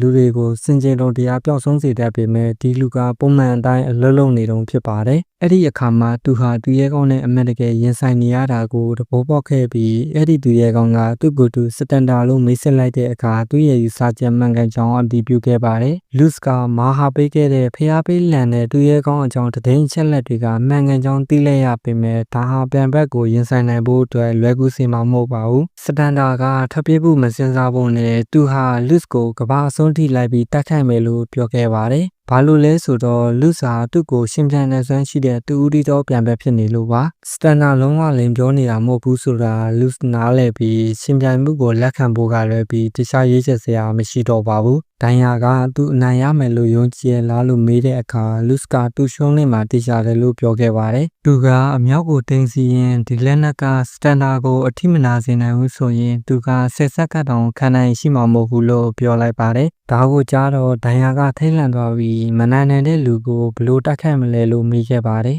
လူစ်ကတော့သူဟာတရားမျှတတဲ့တိုက်ပွဲကိုမနိုင်ဘူးလို့ပြန်ဖြေခဲ့ပါတယ်။သူကသူ့ရဲ့မော်ပညာကိုသုံးပြီးကြီးမားတဲ့အနက်ရောင်ဒုံးပြက်တစ်ခုကိုဆင့်ခေါ်ခဲ့ပြီးဒိုင်ယာကိုသူဟာလုတ်ကျန်တစ်ပြက်သူဖြစ်လို့လုတ်ကျန်တစ်ပြက်တူလို့တိုက်ခိုက်မယ်လို့ပြောခဲ့ပါတယ်။လူစ်ကဒုံးပြန်ကိုအပြင်ဘက်ကိုပစ်လိုက်ရာဆက်ရှင်းပြောက်ွယ်တော့ခဲ့ပါတယ်။အဲဒီနောက်သူကဒိုင်ယာရဲ့ဖခင်ကိုသူနဲ့အတူလိုက်ခဲ့ဖို့တောင်းဆိုခဲ့ပါတယ်။ဒီစစ်ပွဲကိုရှင်မြန်မှုနဲ့အဆုံးသတ်မယ်ဆိုရင်သူ့ဖခင်ရှိနေဖို့လိုတယ်လို့ဆိုပါတယ်။ဒိုင်ယာရဲ့ဖခင်ကစတန်နာကိုတားဆီးဖို့အတွက်စစ်သားအလုံးကိုတုံးပြီးလူစ်နဲ့ဒိုင်ယာကိုထွက်ပြေးခံဖို့အကြံပေးခဲ့ပေမဲ့လူစ်ကညှင်းပယ်ခဲ့ပါတယ်။ဘာလို့လဲဆိုတော့သူတို့ရဲ့တပ်ဖွဲ့တွေဟာ10မိနစ်အတွင်းအသက်ခံရမှာဖြစ်ပြီးစတန်နာကသူတို့ကိုပြန်လိုက်မိမှာမို့ပါ။လူစ်ကစတန်နာကိုလုတ်ကြံတက်ဖြတ်မယ်လို့ကြေညာခဲ့ပါတယ်။သူဟာတကယ်ပဲသူရဲကောင်းဖြစ်တယ်ဆိုရင်ပိုပြီးတန်မာလာမှာဖြစ်လို့ဒီနေရာမှာမတက်နိုင်ဘူးဆိုရင်အနာဂတ်မှာလည်းတက်နိုင်တော့မှာမဟုတ်ဘူးလို့ဆိုခဲ့ပါတယ်။လူစ်ဟာဒိုင်ယာရဲ့ဖခင်နဲ့အတူစတန်နာစီသွားပြီးသူ့ရဲ့စင်ခေါ်မှုကိုလက်ခံတယ်လို့ပြောခဲ့ပါတယ်။စတန်ဒါဟာသူနဲ့စစ်ရှင်းပြိုင်မှုကိုမတူမှလက်မခံဘူးတဲ့အတွက်ဝမ်းသာသွားခဲ့ပါတယ်။သို့တော်လည်းလူစ်ကသူစောစောကစီစဉ်ထားတဲ့ကိရိယာကိုအစင်သစ်ဖြစ်ဖို့9မိနစ်လောက်အချိန်ဆွဲဖို့ဆုံးဖြတ်ခဲ့ပါတယ်။သူကသူ့ကိုယ်သူမိတ်ဆက်ရမှာနာမည်အတူကိုတုံးခဲ့ပြီးရွတ်သွနေတဲ့သူရဲကောင်းကိုရှုပ်ထွေးအောင်လုပ်နေချိန်မှာအရင်ပောက်ကွဲမှုကတန်ရာတွေကိုသူ့ရဲ့ခန္ဓာကိုယ်မှာ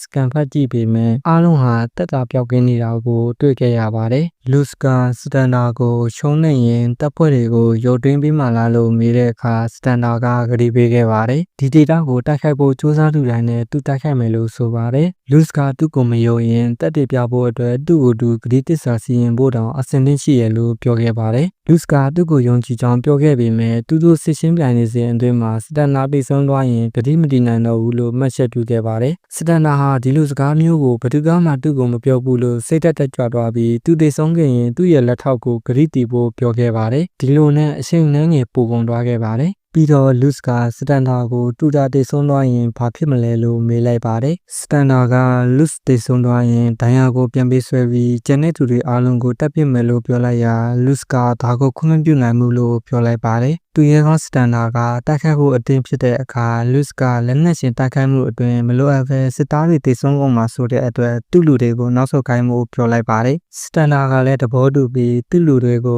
ဆုတ်ခွာစေခဲ့ပါတယ်။အဲ့အချိန်မှာလူစ်ကဒိုင်ယာရဲ့ဖခင်ကိုအရာအလုံးကိုသူ့ကိုအနံ့ထားဖို့ပြောခဲ့ပါတယ်။တိုက်ခိုက်ဖို့အဆင်သင့်ဖြစ်တဲ့အခါလူစ်ဟာစတန်ဒါကိုထပ်ပြီးဆိတ်ရှုပ်ထွေးအောင်နဲ့နောက်ထပ်စက္ကန့်ငယ်အချိန်ဆွဲဖို့ဓမြောင်ချောင်းကိုထုတ်ခဲ့ပါတယ်။လူစ်ကစတန်ဒါသူ့ရဲ့လန်ကိုမပြစ်ခင်မှာပဲတိုက်ပွဲပြီးဆုံးတော့မယ်လို့ပြောခဲ့ရာသူရဲကောင်းကိုပို့ပြီးစိတ်သက်ကြွစေခဲ့ပါတယ်။လူစ်ကအကျွေးစိတ်တပြားကိုမြောက်ပြီးမြေပြင်ပေါ်ကိုပြန်ချတဲ့အချိန်မှာတိုက်ပွဲစတင်မယ်လို့ပြောခဲ့ရာစတန်ဒါကလက်ခံလိုက်ပါတယ်။လူစ်ဟာသူ့ရဲ့တိုက်ခိုက်မှုအဆင်သင့်ဖြစ်ဖို့အတွက်အရှင်လုံလောက်ရအောင်အကျွေးစိတ်ကိုကောင်းကင်ဘုံကိုတမင်မြင့်တင်ပြီးပြစ်လိုက်ပါတယ်။စတန်နာဟာပထမဆုံးလှုပ်ရှားမှုပြုလုပ်ဖို့အတွက်အကျွေးစိတ်ပေါ်အာရုံစိုက်နေချိန်တွင်ကောင်းကင်ကနေတုတ်ကျလာမဲ့ပြင်းထန်တဲ့တိုက်ခိုက်မှုကိုတတိမထားမိပဲခံလိုက်ရပြီးကြီးမားတဲ့ပေါက်ကွဲမှုကြီးဖြစ်ပေါ်ခဲ့ပါတယ်။ပေါက်ကွဲမှုရဲ့လမ်းကြောလူစ်နောက်ကိုဆုတ်သွားခဲ့ပြီးတိုက်ပွဲဟာမစတင်မီကတည်းကပြီးဆုံးသွားပြီလို့တွေးလိုက်မိပါတယ်။စတန်နာကိုထိမှန်ခဲ့တဲ့တိုက်ခိုက်မှုဟာသူ့ရဲ့အရင်ဘွားကဖန်တီးခဲ့မှုတဲ့လက်နက်အပေါ်အခြေခံထားပြီးလေးလံတဲ့တန်စတင်ရှောင်းကိုအာကာသကနေမြေပြင်ပေါ်ကိုတိရှပြီးကြီးမားတဲ့ပေါက်ကွဲမှုကြီးဖြစ်စေတဲ့နည်းပညာပဲဖြစ်ပါတယ်။အရင်ကလေထုတံကိုမခံနိုင်ခဲ့လို့ဒီလက်နက်ကမောင်းမြင်ခဲ့ပေမဲ့ဒီဘွားမှာတော့လူစ်ကဒါကိုပြုလုပ်ကိုမှုပညာကိုအသုံးပြုနိုင်ခဲ့ပါတယ်။သူကလေးလံတဲ့တန်စတင်ရှောင်းကိုခံပြီးစက်ညင်ဆွဲငင်အားမှုပညာကိုတုံးကအာကာသစီတို့ပို့ဆောင်ခဲ့ပါတယ်။လေတူတဲ့ပြန်ဝင်လာတဲ့အခါမီးမလောင်အောင်လေတက်ခိုက်မှုကိုခံနိုင်ရှိတဲ့စီရင်မှုတစ်ခုကိုလည်းတုံးထားပါတယ်။ သူဟာဒီစွမ်းရည်ရဲ့ဖြစ်မှတ်ပေါ်တိကျမှုကို Thos နဲ့အတူတူယူတူကင်းမဲ့တဲ့ကျုံးပေါ်မှာအားလည်းရဲ့အနားယူစဉ်တုန်းကလေ့ကျင့်ခဲ့တဲ့အတွက်ဖြစ်မှတ်ကိုယုံကြည်မှုရှိနေပါတယ်။ဒီအရာတွေအားလုံးစင်သေးဖြစ်ဖို့အတွက်စတန်နာကသူ့ရဲ့မာနကြောင့်ပဲအချိန်ဆွဲနေခဲ့တဲ့လူဆက်အကြံကအောင်မြင်ခဲ့ပါတယ်။လေလိုင်းတန်ကြောင့်နေရန်ကိုတိုက်မိပြီးလူစာဒီလိုတိုက်ခိုက်မှုကိုသူရဲကောင်းတော်မခံနိုင်ဘူးလို့သဘောပေါက်ခဲ့ပါတယ်။သို့တော်လည်းသူကိုယ်တိုင်ပြင်းထန်စွာတန်ရရသွားပြီးကိုယ့်ကိုကုသဖို့ကြိုးစားရင်းတတိလစ်သွားခဲ့ပါတယ်။မိနစ်အနည်းငယ်အကြာမှာဒိုင်ယာကသူ့နာမည်ကိုခေါ်နေလို့လူတပိပြန်လဲလာခဲ့ပါတယ်။ဒိုင်ယာကသူ့အတွက်အတော်လေးစိုးရိမ်နေခဲ့ပါတယ်။လူစ်ကအဆင်ပြေကြောင်းနဲ့သူ့ရဲ့ပြိုင်ပွဲကအနိုင်ရပြီးဒိုင်ယာလုံးကျုံသွားပြီလို့ပြောခဲ့ပါတယ်။လူစ်တတိထားမိတာကတော့ရန်သူစစ်သားတွေဖက်ပြေးသွားတဲ့အတွက်ဒိုင်ယာရဲ့လှုပ်ကြံတက်ဖြတ်မှုအတူကိုမြင်တွေ့ရမယ့်တက်တွေမရှိတော့တာပါပဲ။ဒိုင်ယာကဒါကအရေးမကြီးတော့ဘူးလို့ပြောတဲ့အခါလူစ်ကသူ့ရဲ့စိတ်ခံစားမှုတွေပြီးပြီးလို့ဒိုင်ယာကိုရုတ်တရက်နမ်းလိုက်ပါတယ်။အကြခင်မှာပဲလူစ်ကဒိုင်ယာနဲ့အတူအိမ်ကိုပြန်လာခဲ့ရာသူ့မိဘတွေကဝမ်းမြောက်ဝမ်းသာစွာကြိုဆိုခဲ့ပါတယ်။ဒိုင်ယာကလူစ်ရဲ့မိသားစုဝင်တူဖြစ်လာပြီးအရာအလုံးအဆင်ပြေဆုံးမှုခဲ့ပါတယ်။ဒါပေမဲ့တနေ့မှာတော့စီယန်ကလူစ်ကိုတူနိုင်ငံမှာသူရဲကောင်းပေါ်လာပြီလို့ပြောခဲ့ပါတယ်။ဒါဟာနတ်ဆိုးပြီးရင်လည်းအင်အားတိုးပွားလာပြီဆိုတဲ့အဓိပ္ပာယ်ပါပဲစတန်ဒါဟာစစ်မှန်တဲ့သူရဲကောင်းမဟုတ်ဘူးလို့ကြားတဲ့အခါလူစ်ကအံ့အားသင့်သွားပြီးဒီလောကမှာသူ့ရဲ့မစ်ရှင်မပြီးဆုံးသေးဘူးလို့နားလည်သွားခဲ့ပါတယ်ဒီနေရာမှာပဲဇလန်လေးကပြီးဆုံးသွားခဲ့ပါတယ်